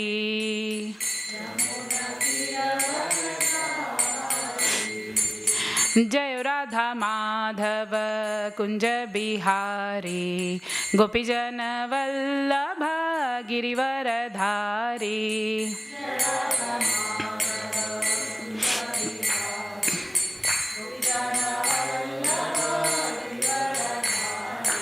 Yashodhanandana Brajajana Ranjana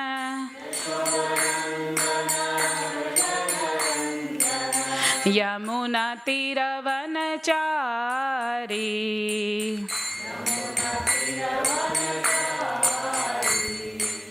Yamuna Tiravanachari. Hare Krishna Krishna Krishna Hare Hare Hare Rama Rama Rama Hare Hare.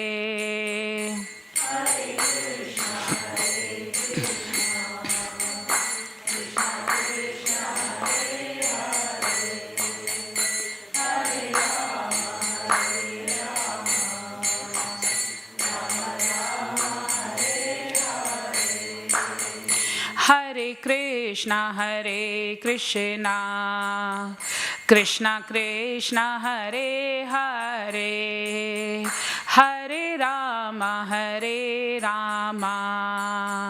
Rama Rama Hare Hare.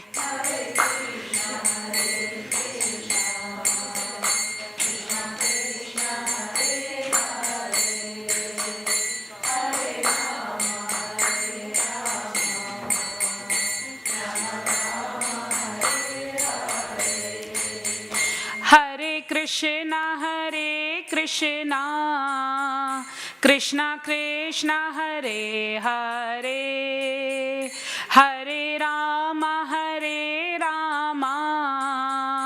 Rama Rama Hare Hare. Hare Krishna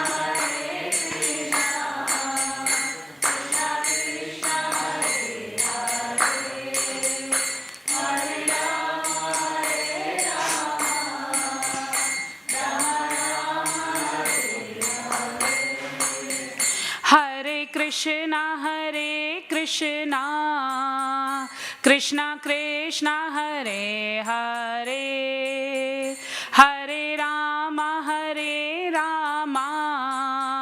Rama Rama Hare Hare.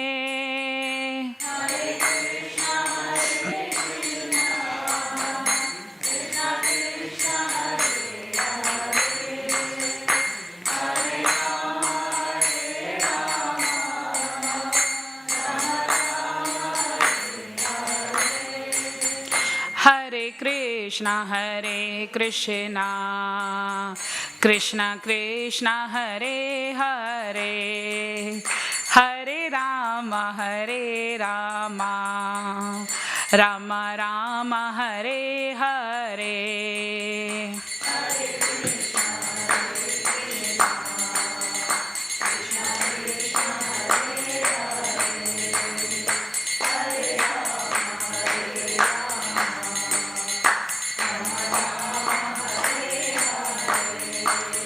Hare Krishna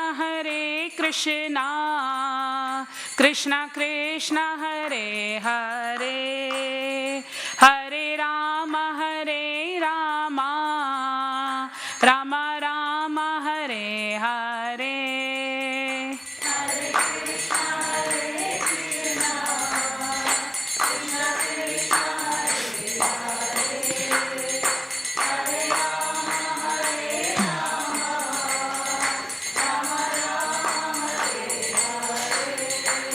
Jayo Radha Gokulananda Radha Gokulananda Shri Radhe.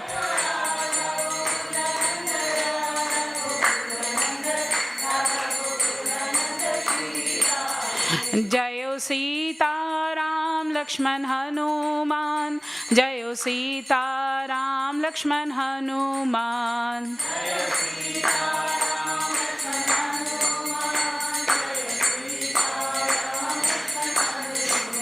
Jayo Gauranitai Jayo Gauranitai.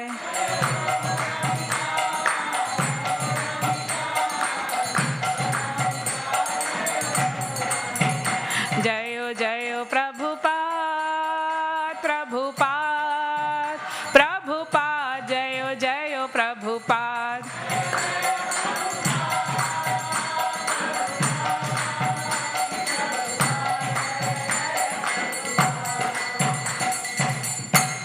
Om Namo Bhagavate Vasudevaya. Om Namo Bhagavate Vasudevaya. Om Namo Bhagavate Vasudevaya.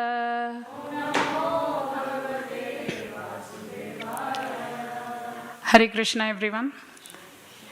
Today we are doing Chapter 4, verse 11. Ye yatha mam prapadyante tam stathaiva bhajamyaham mama vartmanu vartante manushya partha sarvashaha. Translation by His Divine Grace, A.C. Bhaktivedanta Swami Srila Prabhupada Ki Jai. As all surrender unto me, I reward them accordingly. Everyone follows my path in all respects, O son of Pritha. Om Agyana Timirandasya Gyananjana Shalakaya Chakshurunmilitam Yena Tasmai Shri Gurave Namaha. Hare Krishna everyone. Thank you for coming today. Especially it was so raining so badly. Thank you, Prabhu, for the wonderful mridanga all of a sudden. Thank you. It was an element of surprise. Actually, I wanted to say that when I was preparing for today's class, in fact, these verses this time inspired me so much that it came as an element of surprise, and I really enjoyed doing it. I hope you also enjoy while listening to this. So let's start with the class. So even though the verse is 4:11, my last class, I left it at 3:27. So I'm going to finish that because it's very important, I felt. So towards the end of chapter 3, we see Arjuna asking a question. And Arjuna's question is so much pertinent to all of us. If we actually hear his question, even your doubts will be cleared, because he is kind of asking on behalf of us. So his question was, hey Krishna, how come a person violates dharma in spite of his willingness to go good? A noble person, he wants to be a noble person, and everybody knows in the scriptures it is written what is right and what is wrong. There is knowledge of do's and don'ts. How come a person still goes and violates that? That is, he's trying to ask, how come a person is corrupt in spite of his knowledge that corruption is wrong? Like for example, these days, we see in every cigarette boxes, it is written in such a bold statement, smoking is injurious to health. Still people go and smoke because, and even at the cost of their health. So Arjuna asked, what is that which impulses us, which forces us, even unwilling, compels us to do sinful acts? Therefore, Lord Krishna says to that, hey Arjuna, there is no external force controlling us. Everything is within us. And what is that? So the Lord Krishna says, it is kama and krodha. Kama means desire, lust. Krodha means anger. And then Krishna says, both of these two are born out of rajoguna, mode of passion. And what is the nature of this kama and krodha? So it is mahashano. Mahashano means it is all devouring. It is like a bottomless pit, like never unsatisfied. That is mahashano. And mahapapma means it is very sinful. So basically, mahashano is for desire, because desires are never fulfilled. And mahapapma is related with anger. Why? Because when you are angry, you try to commit violent acts. And himsa, violence, is very against our dharma, our scriptures. That's why we believe in ahimsa. Ahimsa is paramo dharmaha. Yeah, it is also non-violence. So hence, anger invariably leads to violent acts. Hence it is mahapapma. It is very, very sinful. So desire, lust and anger does what? It clouds our discriminative power. You are not able to choose. So Krishna says, just like a fire is covered by smoke, just as a mirror is covered by dust, or an embryo or a child is covered in the womb of the mother, a living entity is made defunct. He is made non-functional by these different degrees of lust. So see, there are degrees of lust. So a person may be covered with any one of these things. So just for our proper understanding, if you have to apply it for yourself. So say for example, the purpose of fire is what? It has to illuminate, it has to give light. But what if it is covered with smoke and only smoke is coming? Will it be able to do its proper function? Similarly, what you need to do, all it requires is little fanning, the smoke goes away and the fire comes back. So this degree of lust is called very slight, it is very slight. The second degree of lust is dust on the mirror. The job of the mirror is to show our reflection properly, right? But sometimes, in our house, it all gets accumulated. I don't know how many of you have seen your own mirror. Even in India, it's only used to put bindis, yeah? But when you go and see some mirrors, you just take a cloth, wipe it, it goes. But for some mirror, you have to rub hard. It doesn't go that lightly. So this is the medium level of covering of lust. Third is an embryo in the womb of a mother. That is the thickest coating of lust around you, and that is very, very intense degree. So if you see, Krishna so far is only talking about desire, but in the verse he said Kamesha Krodhesha. But then he is only talking about the coverings of lust. What happened to Krodha?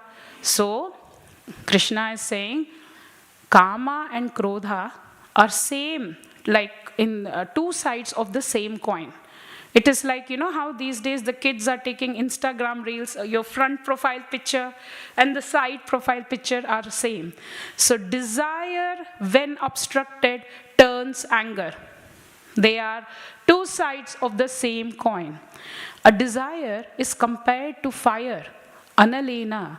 Just as fire is never extinguished when there is a constant supply of fuel, if desire in the mind, then it corrodes the very mind, because lust cannot be satisfied by any amount of sense enjoyment.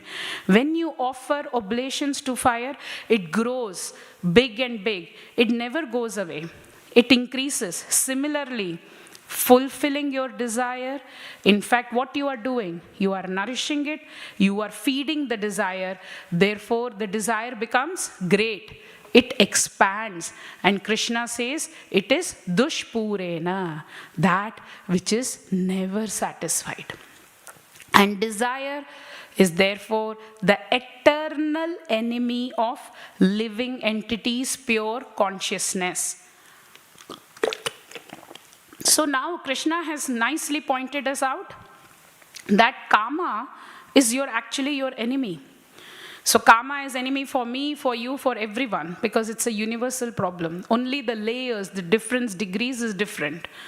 So now, which means what? Every day there is an internal war going on between me and Kama, the desire. Right from getting up in the morning, the snoozing of alarm clock, 5 minutes more, it's so winter, let me lie down for 5 minutes. The war starts right from the morning alarm clock. So how do you win this war with your eternal enemy Kama? So let us take the example of war itself. These days we are seeing so much war, yeah? It's only 8 days in the new year and we are already hearing powerful country capturing some president. Another war started, I don't know, ages ago, 2022 or 2023, still going on. But I'm just saying, so how would you defeat your enemy? So the war tactics is, the enemy country will create bases around the country where they want to attack. Like the powerful country has bases around every country in the world. And what they do? They need to nourish that base, right? In order to store their weapons, fuel for aeroplanes, etc., etc. So victory, if you want to win, it requires what? Nourishing of bases near the enemy country.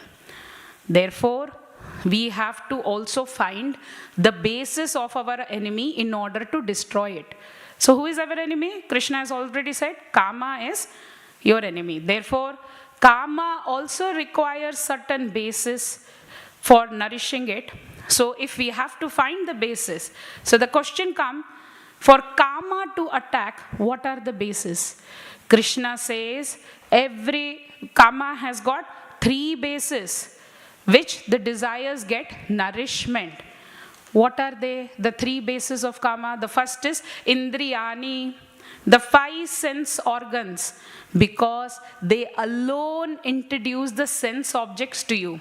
Have you seen any television program? Like when we bought the Netflix before, it was without advertisement. Now even in Netflix and Prime Video, it has advertisement have come. And what is the purpose of this advertisement? With the catchy phrase, they introduce a new product and you just have a glimpse.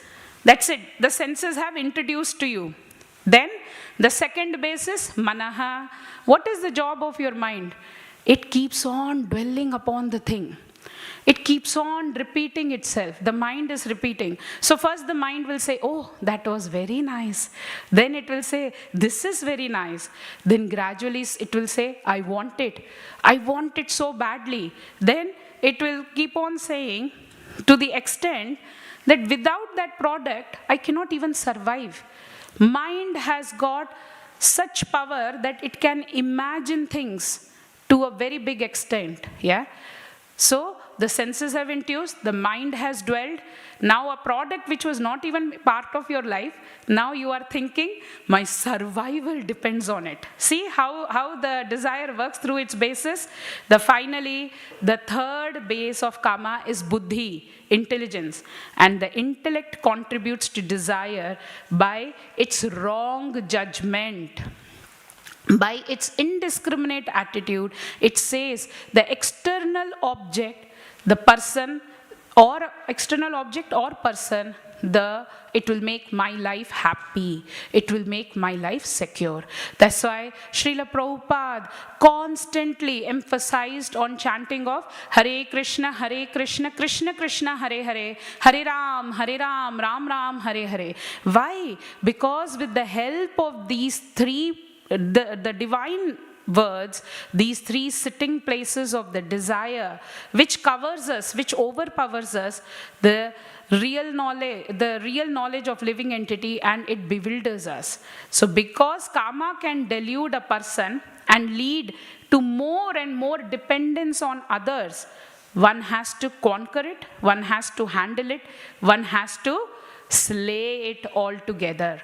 So Krishna goes on and saying, so one has to curb the karma by regulating the senses. Srila Prabhupada writes in the purport, one can begin regulating the senses in Krishna consciousness by performing chanting and performing devotional service of the Lord.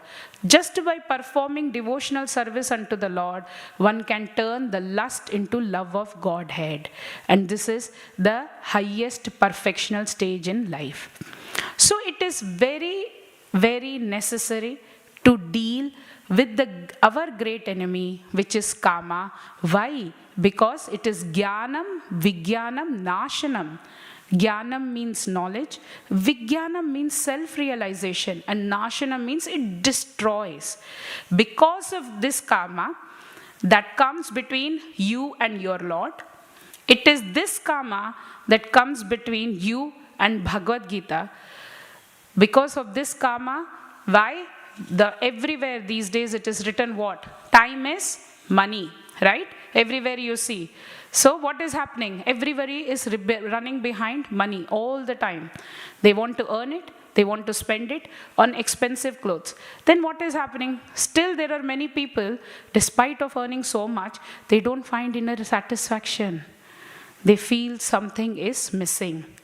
Because why? It should actually be time is self-realization. Time is to understanding your relationship with the Lord and how I should serve Him. Now, Krishna talks about the solution of Kama Krodha problem. And in the verse, the word is used param. Param means something which is superior. So Krishna now gives a gradation of superior things. So Krishna is actually trying to say the subtler thing has got more power and it is more powerful to conquer the grosser thing. Yeah?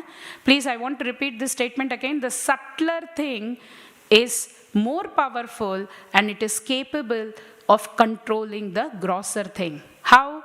So senses are above the matter. Yeah, matter is there, then senses. Because some senses are superior to dull matter because it introduces you to them. Then superior to senses is mind. Because senses can't function only when mind backs it up. So senses will work only when minds back it up. Superior to mind is intellect. Why? There are two functions of the mind. What is it? It is way too emotional, and second, it's always creating doubt. Both of these things can be controlled by knowledge, your discriminatory power. So intelligence, buddhi, is capable of controlling mind. Finally, which is superior to intellect, is your soul. So, hey Arjuna, your ultimate task is knowing oneself. Knowing this I. When I'm saying I, I'm not talking about this body, I'm talking about the soul I. our Atma, the consciousness, which is not limited by the boundaries of this body. Which means it is very important knowing oneself to be transcendental to the material senses, mind and intelligence. Therefore, Arjuna, one should be steady in mind by strengthening spiritual intelligence. And Srila Prabhupada writes, spiritual intelligence means Krishna consciousness. And thus, by this spiritual knowledge, you are able to conquer the insatiable enemy known as lust. That's why our founder Acharya, if you come to our congregation in the morning, we all chant together, Hare Krishna, Krishna Krishna, Hare Hare, Hare Ram, Ram Ram, Hare Hare. And then we perform devotional service. We perform devotional service by engaging in the 9 processes, which is Shravanam, which means hearing, Kirtanam, which means chanting, Smaranam, remembering, Padasevanam, serving the lotus feet of the Lord. Archanam, worshipping the Lord. Vandanam, offering prayers. Dasyam, becoming his servant. Sakhyam, considering him to be a friend. Atma Nivedanam, finally surrendering everything to the Supreme Lord. So when you start this devotional service unto the Supreme Lord, you start engaging what? Your mind. You strengthen your intellect by taking the Supreme Lord's name, by learning about him. And it is by this spiritual strength one is able to conquer what? The greatest enemy known as Kama. So this was the end. This is how the chapter 3 ended. And in order to strengthening the soul, the Lord says we need knowledge. Hence, we move on to chapter 4, and the Lord gives us, and Srila Prabhupada has titled chapter 4 as the transcendental knowledge.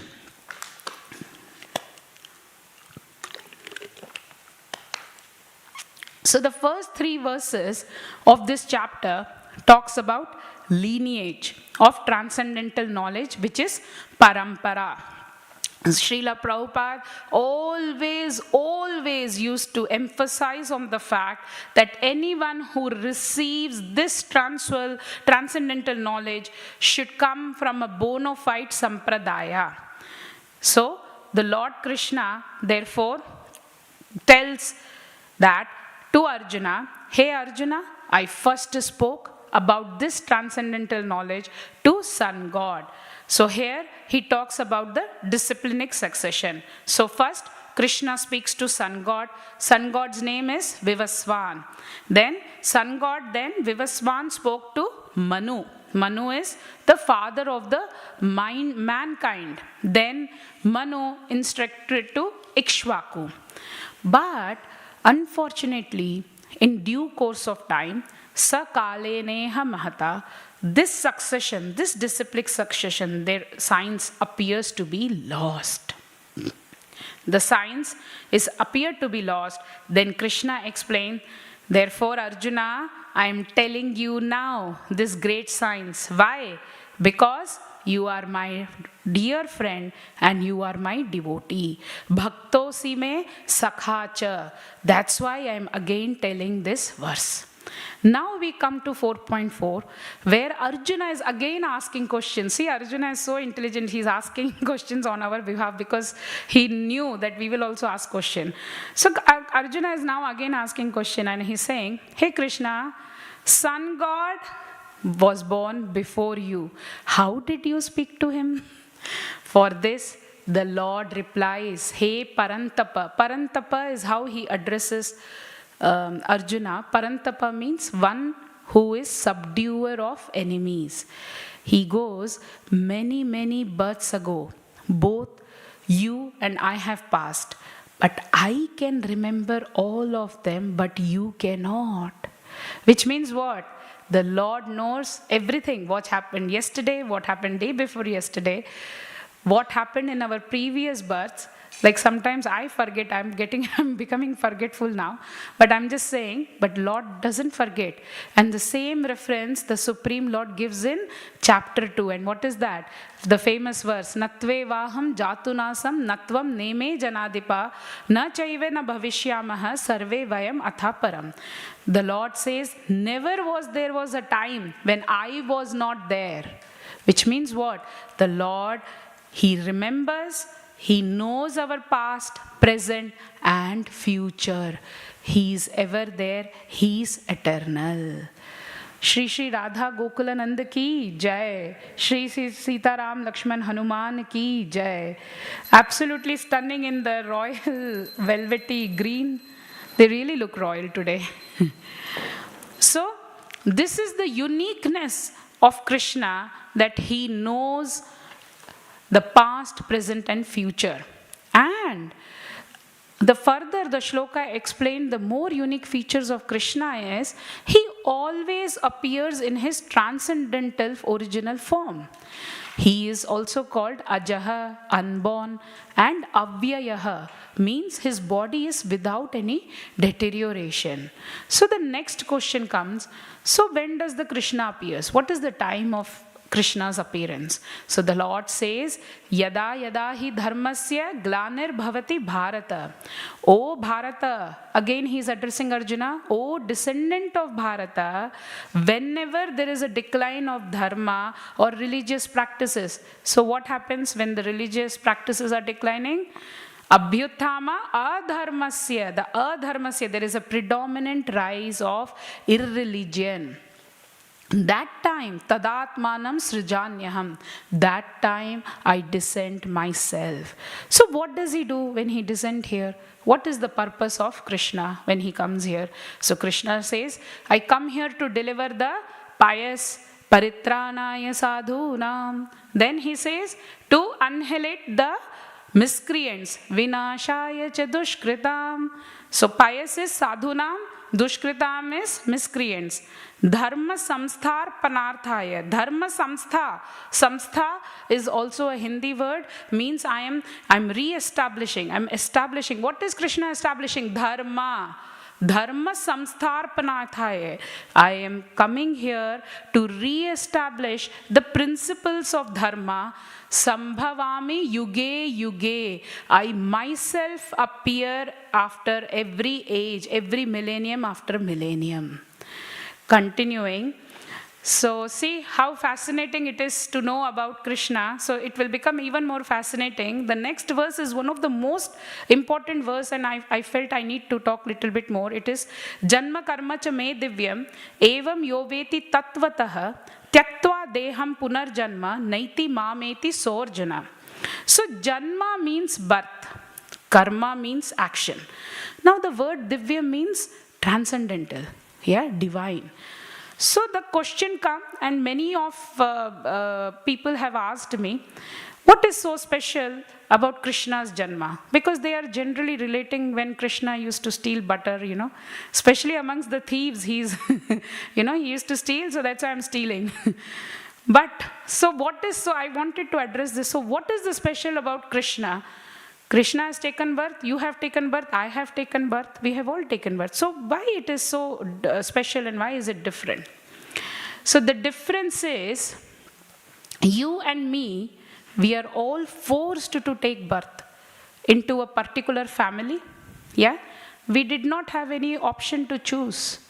It is all because of our past karmic birth actions, including this color, this skin, the height, weight, body. It's something we did not choose. Yeah? When I was young, I used to be very thin. Now I am like this. I didn't choose to become like this, but I'm just saying. This is not something we have chosen.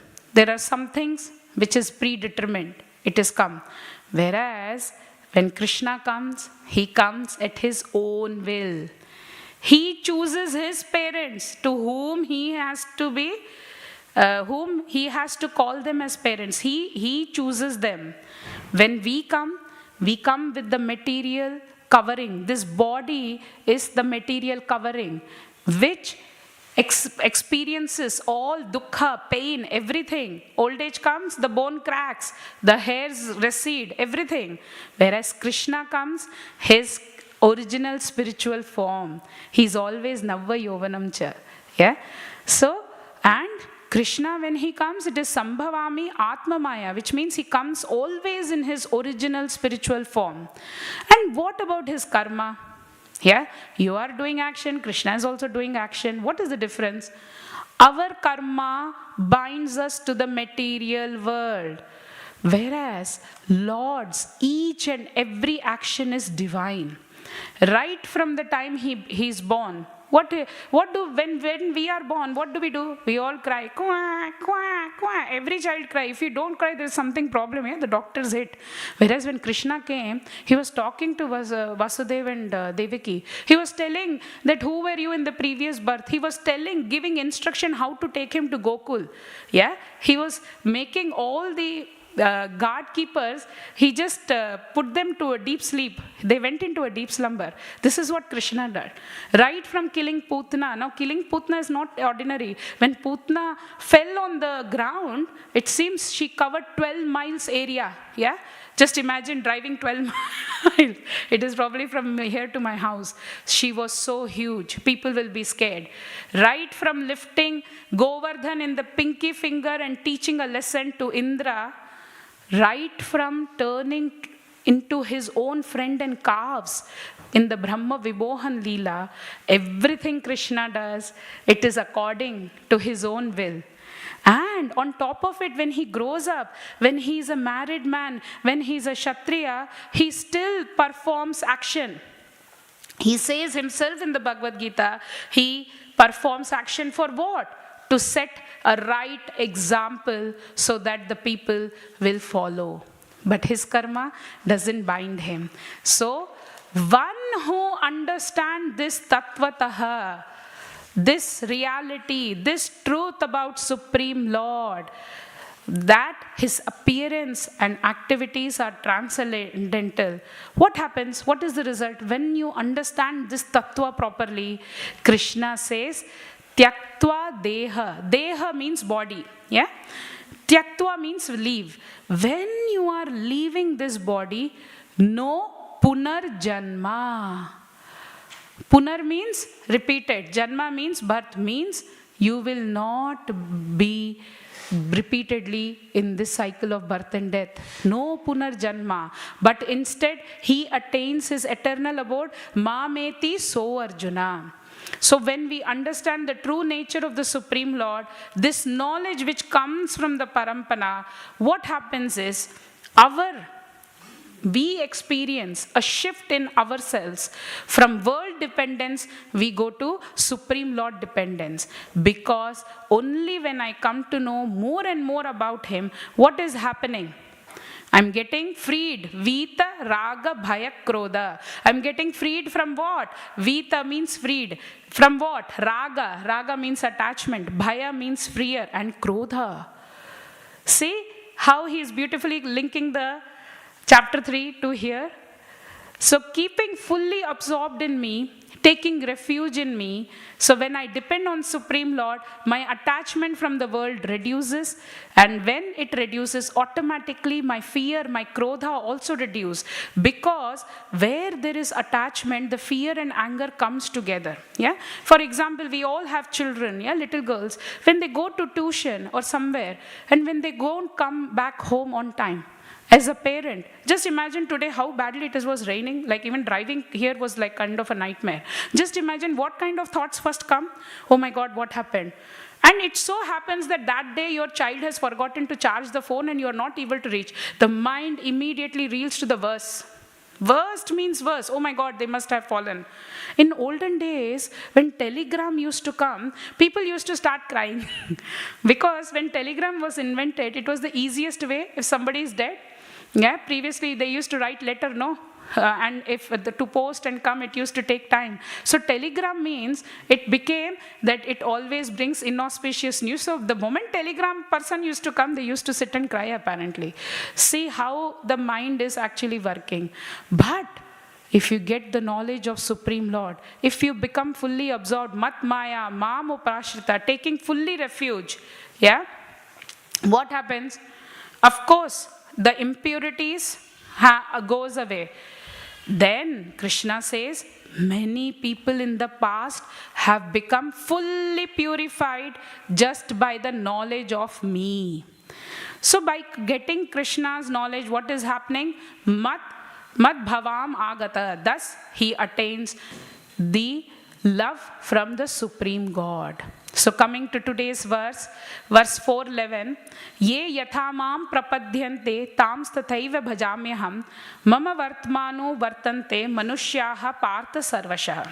So in this shloka, now Krishna is talking basically about reciprocal nature, yeah, of how different people approach him and worship the Lord in different ways. Like many people must have heard, I pray, मैं तो करता हूँ, तुम्हारा भगवान कुछ नहीं करता. You know, many people say that. That's because the way you approach him. And I have to say this very clearly, our Supreme Lord is not a partial person. He is anyone. He is actually reciprocal to each and everyone. Ye yatha mam prapadyante tams tataiva bhajamyaham. The way we approach, the way you approach me, in the similar manner, I reciprocate with you. So please understand this.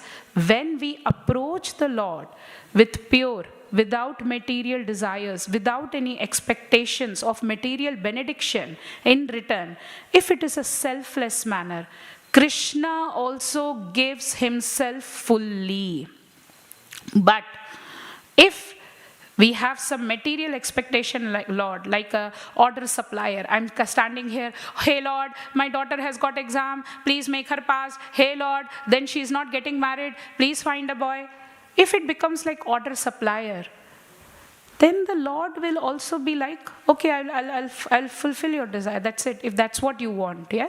So a devotee who takes completely shelter of Lord Krishna, yeah, then the Lord is completely available for such people. But if you take shelter intermittently, like how many people are doing intermittent fasting these days? So intermittently, yeah, inconsistent manner, irregular manner, then the reciprocal will be more or less the same way. Different people experiencing different situations in life, it is all because of your own deeds rather than God's partiality. For example, there is a glass of milk in front of you, yeah? And you have got 5 senses. First, you try to understand the milk through your eyes. And what do you understand? That the milk is white. Maybe it is some liquid substance. Then if you touch, what you will find? You'll find it is wet. It may be hot or it may be cold. Then, what happened? If you hear about milk, yeah, you will know about the nutritional qualities that what milk has. When you take the glass of milk near your nose and try to smell it, you will get the fragrance of the milk. Until and unless you drink it, only when you drink it, the milk, your body will get benefit from that milk and your body will be nourished and your body will be strengthened. Only by bringing our tongue with the contact, you will get the maximum benefit of the milk. But bringing the 4 other senses in the contact, we cannot relish, we cannot realize or take advantage of the milk. Similarly, God is meant to be approached in devotion, with love, with service attitude. If we approach God as a business transaction or for some sense gratification, we will not realize God. We will not get the complete attention or affection of the Lord. But if we approach in selfless manner, then Krishna completely gives himself to such a person. So in this regard, as I said, Krishna in the previous verse said that how in the past people who had knowledge of him, how he has given himself fully. In this regard, I just wanted to tell you a story. It's a very famous story. It is from Srimad Bhagavatam. It is about Gajendra and it is popularly known as Gajendra Moksha. So once upon a time, there was a very, very handsome king called Gajendra. Yeah, he was tall, dark, handsome. All the girls, what do you want? Gajendra had it actually. He was big. He was so strong that he was literally the king of the jungle. We always hear lions are the king of the jungle. No, at that time, Gajendra was the king of the jungle. He was so strong that even the lions and tigers were so afraid to come near him. Yeah. So one day it was getting summer. Gajendra also decided to take his family on holidays, just like how we go. But we go in aeroplane. Unfortunately, Gajendra had to walk.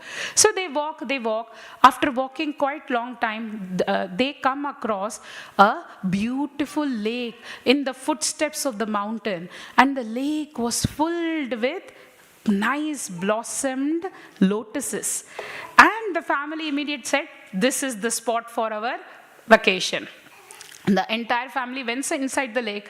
They started playing each other, throwing water at each other, really enjoying themselves.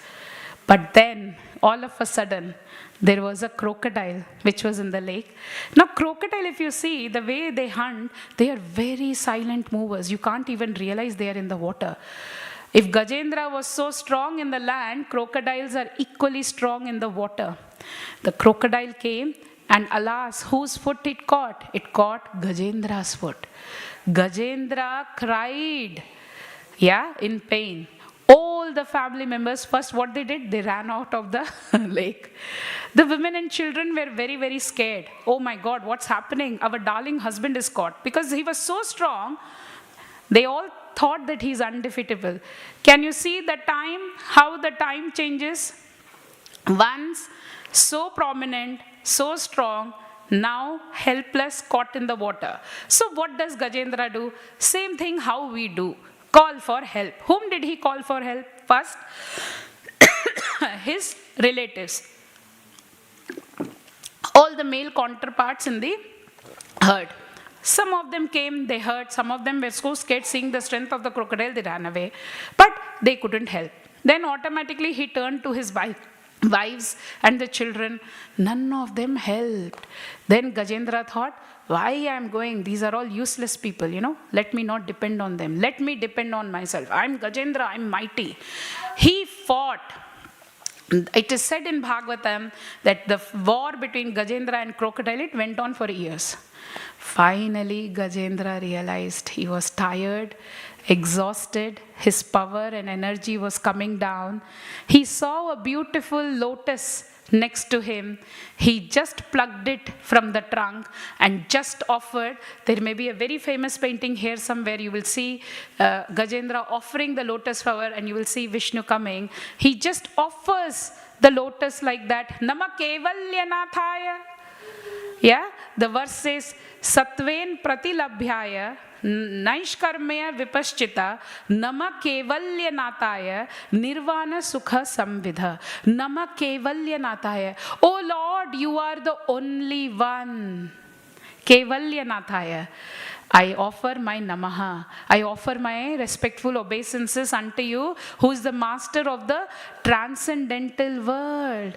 And he goes on in the prayer saying, who can only be realized by pure devotional service performed by his pure devotees.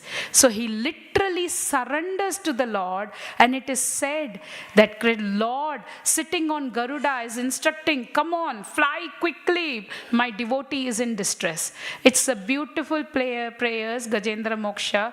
Please, whenever you get a chance, please do read. In this regard, I just wanted to also sing a small bhajan. It is written by Govinda Dasa Kaviraj. It goes like this.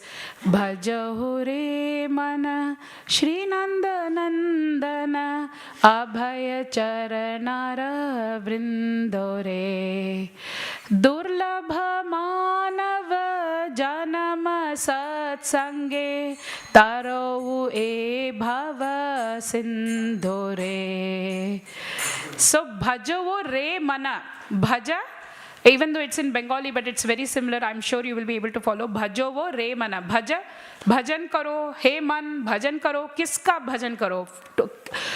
Whose names you should take? Shri Nanda Nandana. Yeah, you should take the names of Sri Nandana Nandana. Abhaya Charanara Vrindore. Charanara Vrinda, Charan. Everybody knows Hindi also there is a word Charan. Charan means feet. What kind of feet Krishna has? Aravinda. Aravinda means lotus. Lotus like feet. Yeah?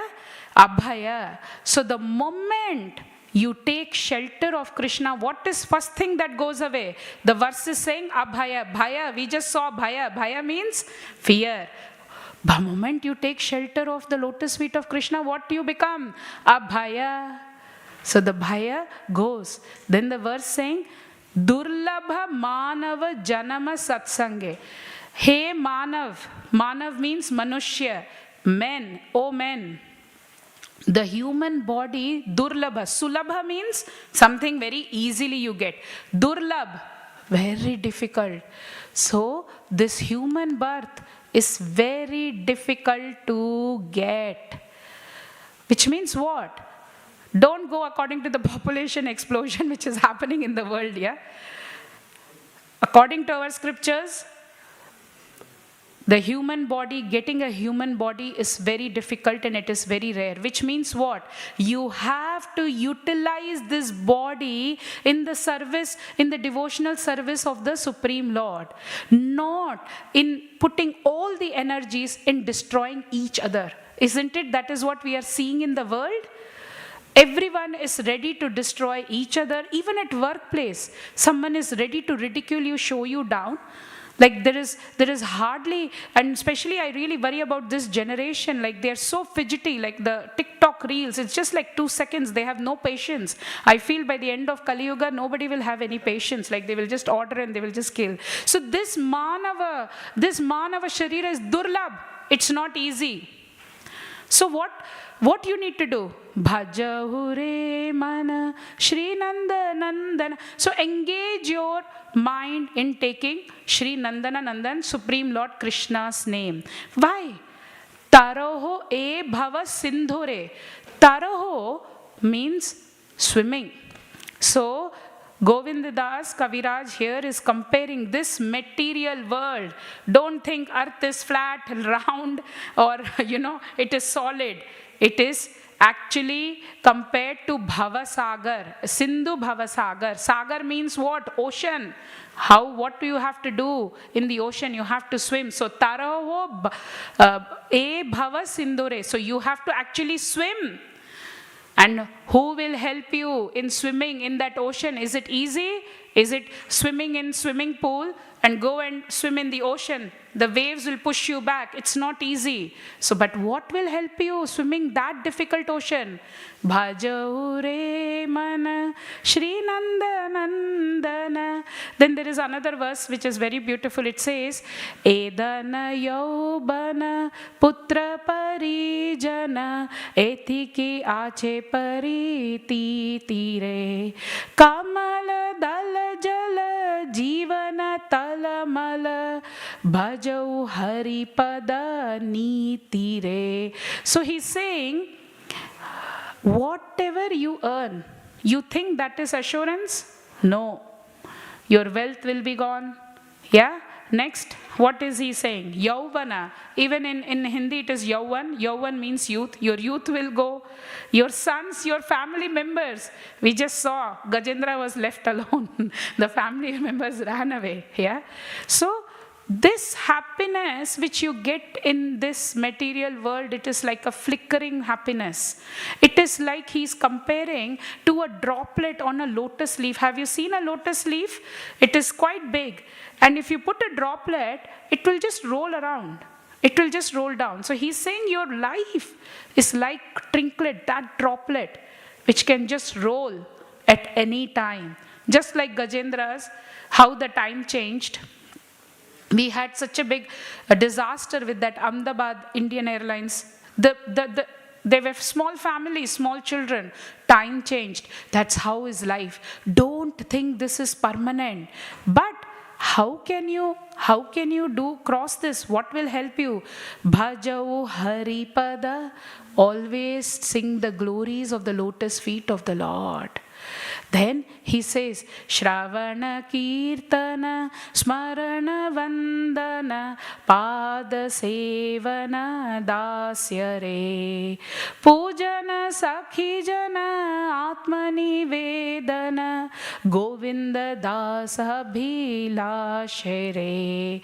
So he says, Govinda Das is trying to say on behalf of ourselves that we need to engage ourselves. He's giving this message with quite a lot of urgency, and he says one should always chant the glories of the Lord, constantly remember him. Shravana, Kirtanam, you are always there.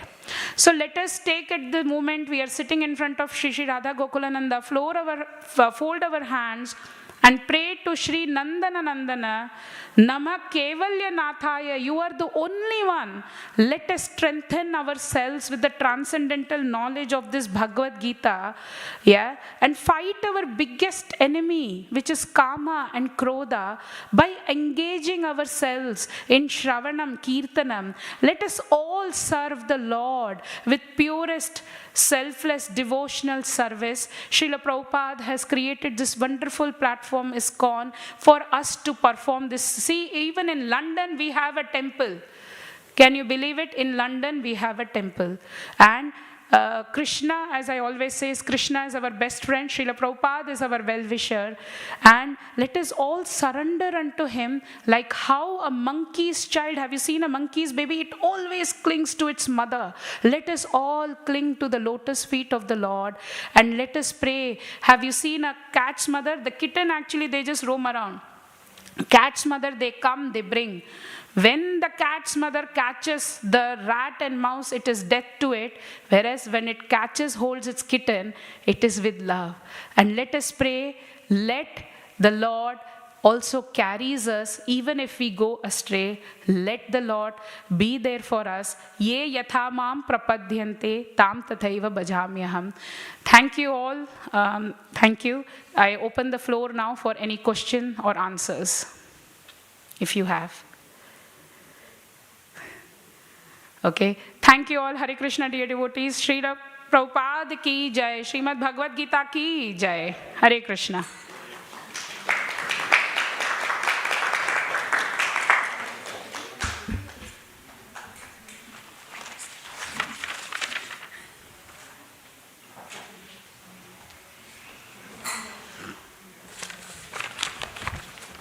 Thank you, Prabhuji. Thank you for sitting. Thank you. This is my book.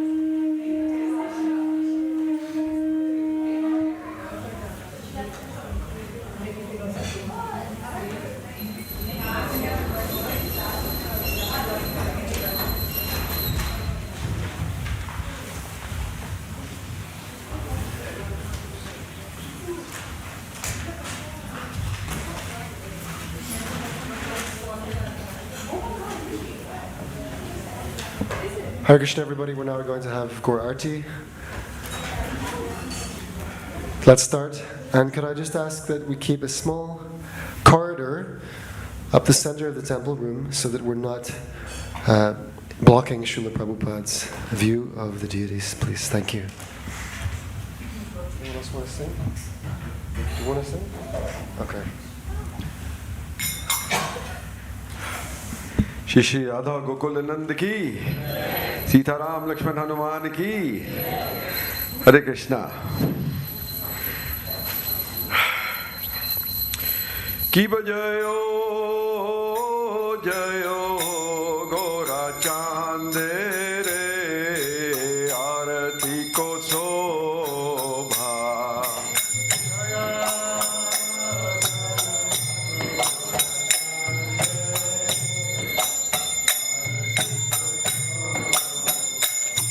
जयो जयो गोरा चांद रे, आरती को शोभा।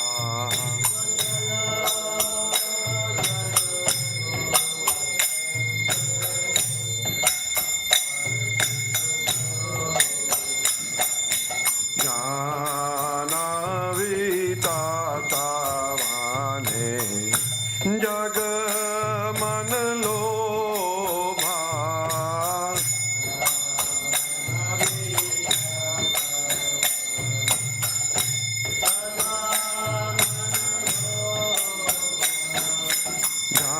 जानवी ताता वाने जग मन लोभा।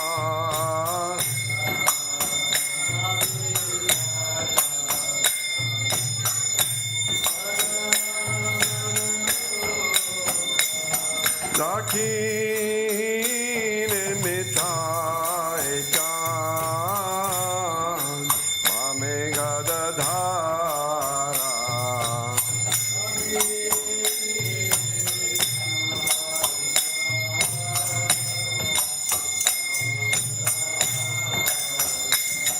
राखीन मिठाई चांद, मामे गदधारा।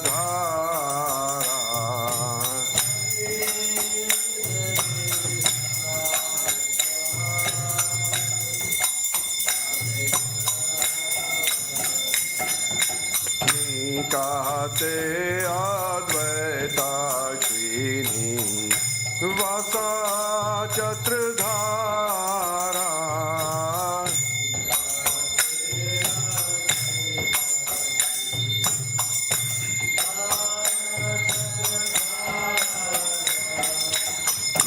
कहते अद्वैता श्रीनी वासा चत्रधारा।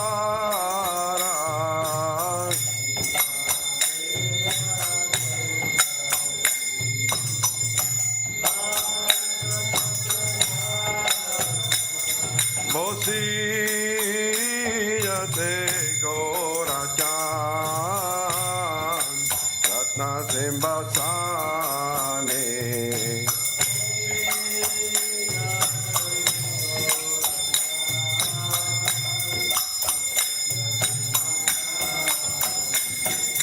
ओसीयते गोरा चांद, रत्न सिंहासने।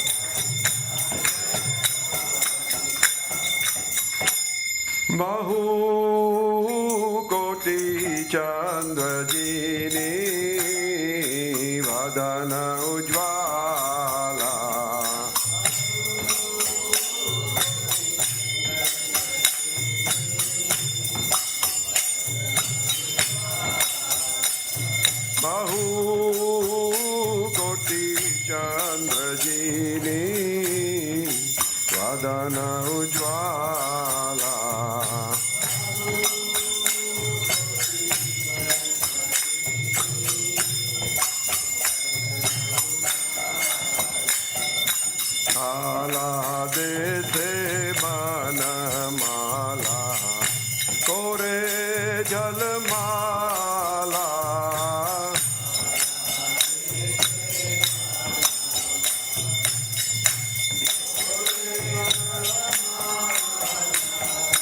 गाला देते बनमाला कोरे जलमाला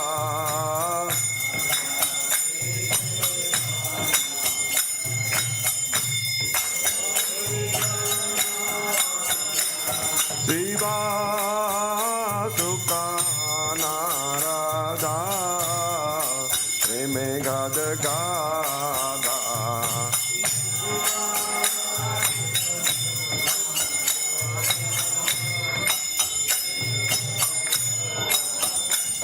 शिवा सुका नारादा प्रेमे गाद गादा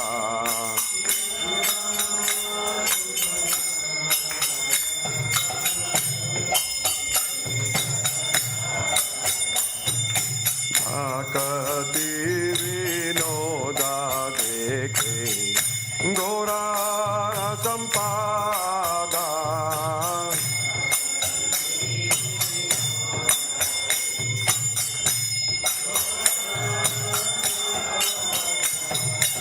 आकति विनोदा देखे गोरा संपादा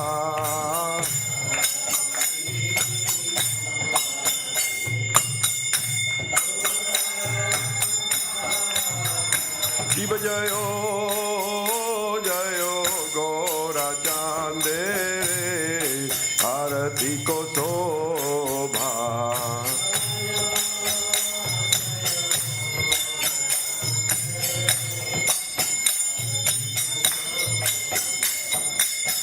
गाना विताता वाने जग मन लोभा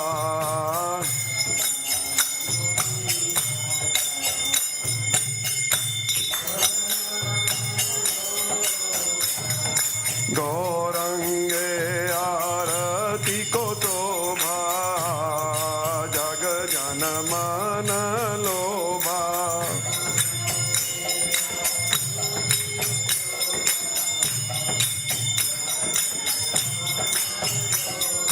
गौरंगे आरती को शोभा जग जन मन लोभा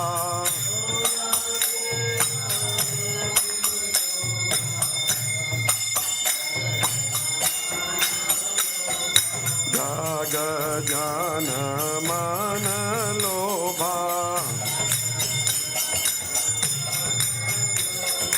जग जन मन लोभा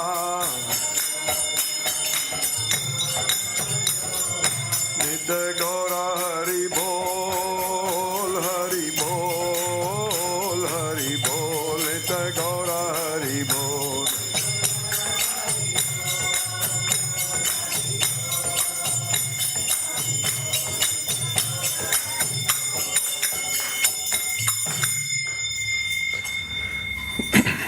नाम ओम विष्णुपदाय कृष्णप्रसाय भूतले श्रीमती भक्तिवेदांत स्वामी नित्य नामिने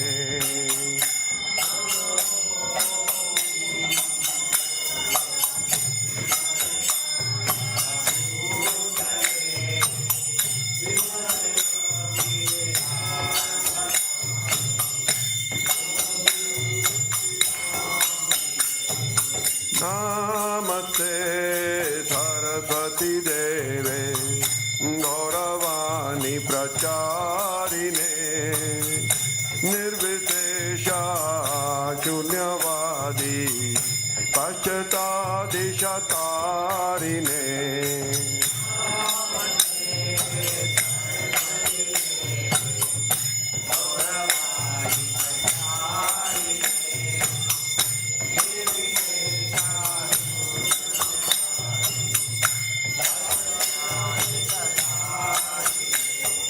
Namaste Saraswati Deve Gauravani Pracharine Nirvishesha Shunyavadi Paschatadishatarine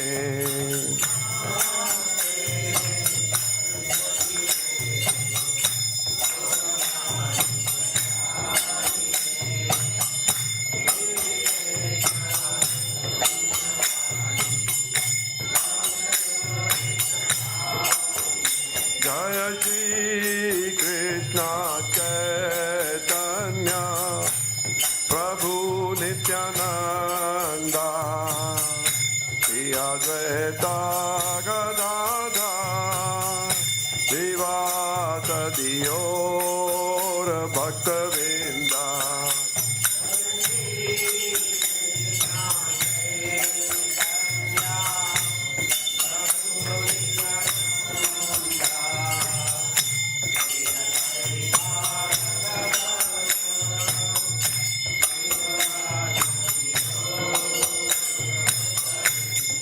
Jaya Shri Krishna Chaitanya Prabhu Nityananda Shri Advaita Gadadhar Srivasadi Gaur Bhaktivedanta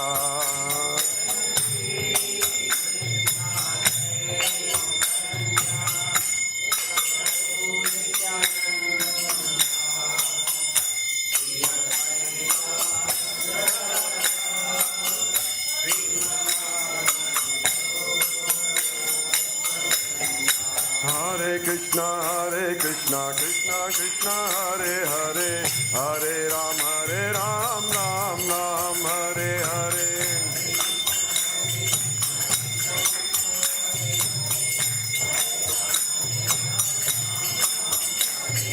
Hare Krishna, Krishna Krishna, Hare Hare, Hare Ram, Ram Ram, Hare Hare.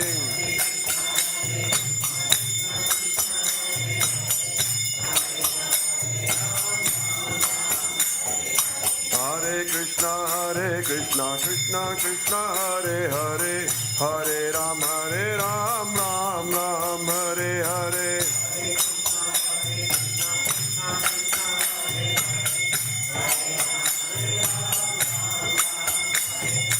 Hare Krishna, Krishna Krishna, Hare Hare, Hare Ram, Ram Ram, Hare Hare.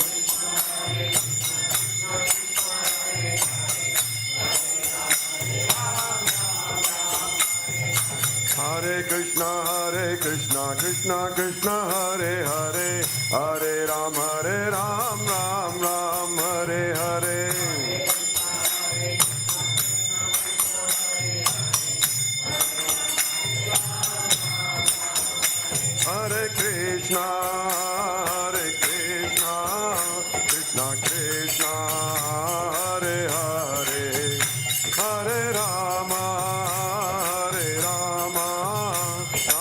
Rama Rama, Hare Hare.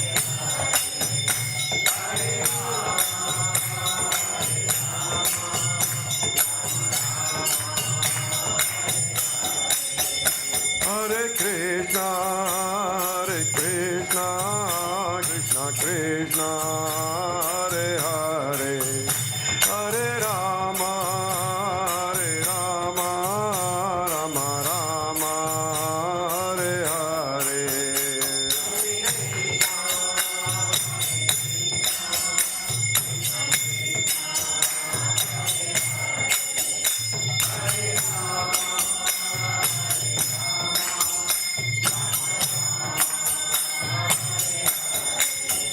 Hare Krishna, Krishna Krishna, Hare Hare, Hare Rama, Rama Rama, Hare Hare.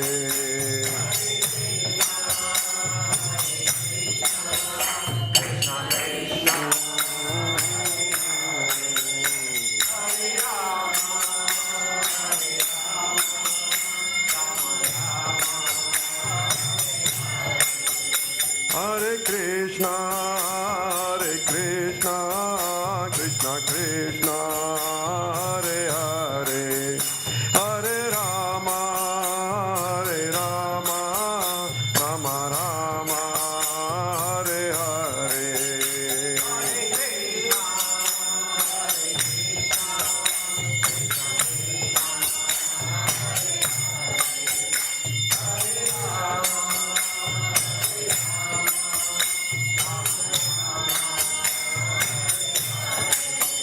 Hare Krishna,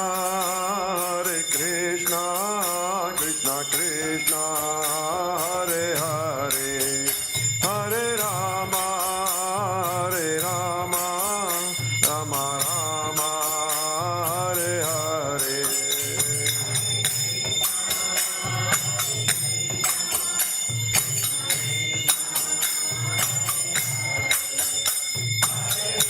Hare Hare.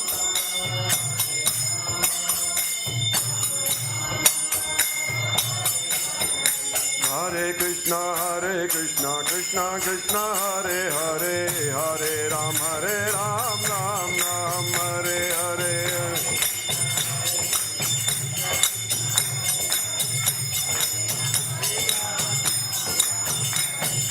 Hare Krishna, Krishna Krishna, Hare Hare, Hare Ram, Ram Ram, Hare Hare.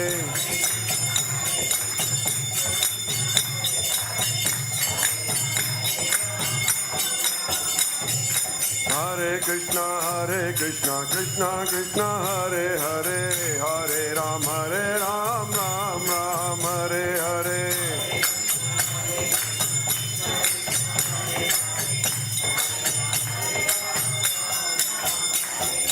Hare Krishna, Krishna Krishna, Hare Hare, Hare Ram, Ram Hare Hare.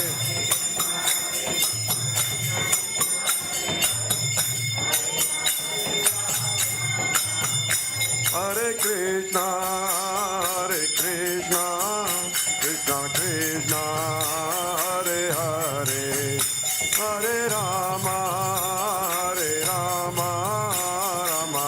Rama, Hare Hare.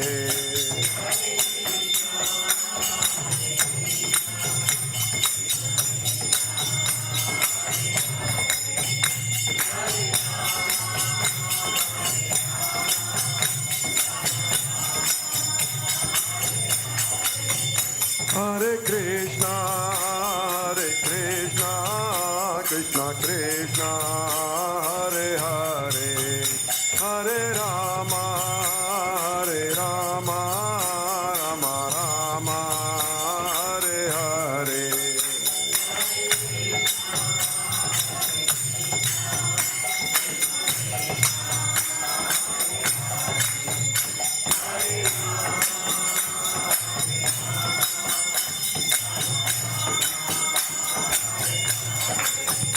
Hare Krishna,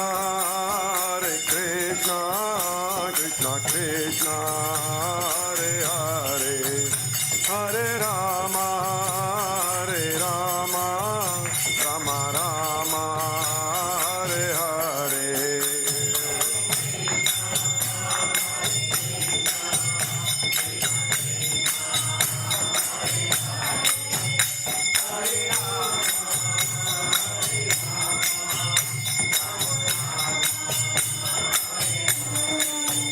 Jaya Radha Gokula Nand, Radha Gokula Nand, Radha Gokula Nand, Shri Radhe.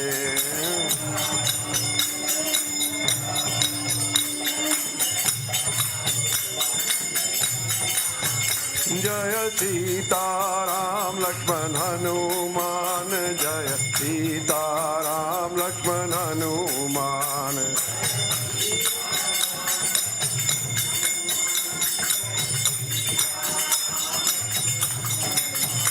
Jaya Jaya Prabhupada, Prabhupada, Jaya Jaya Prabhupada.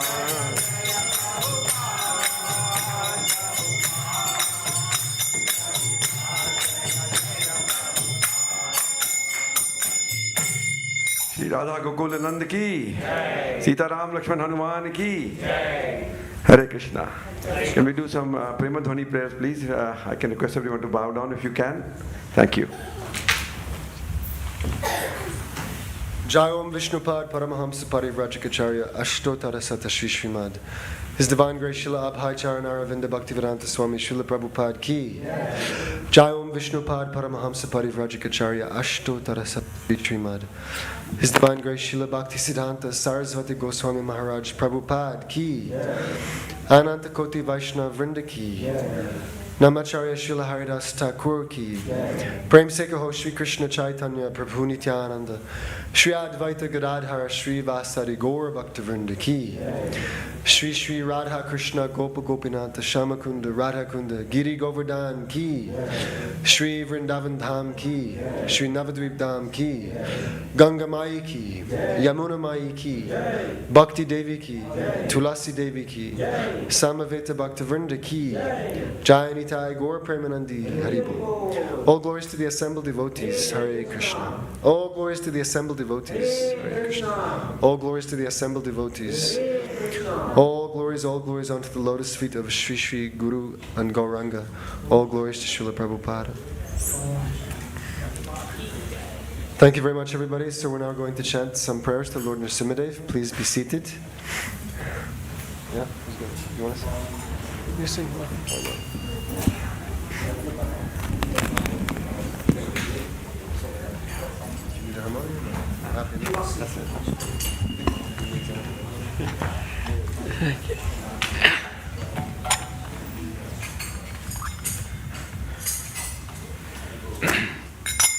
Namaste Narasimhaya.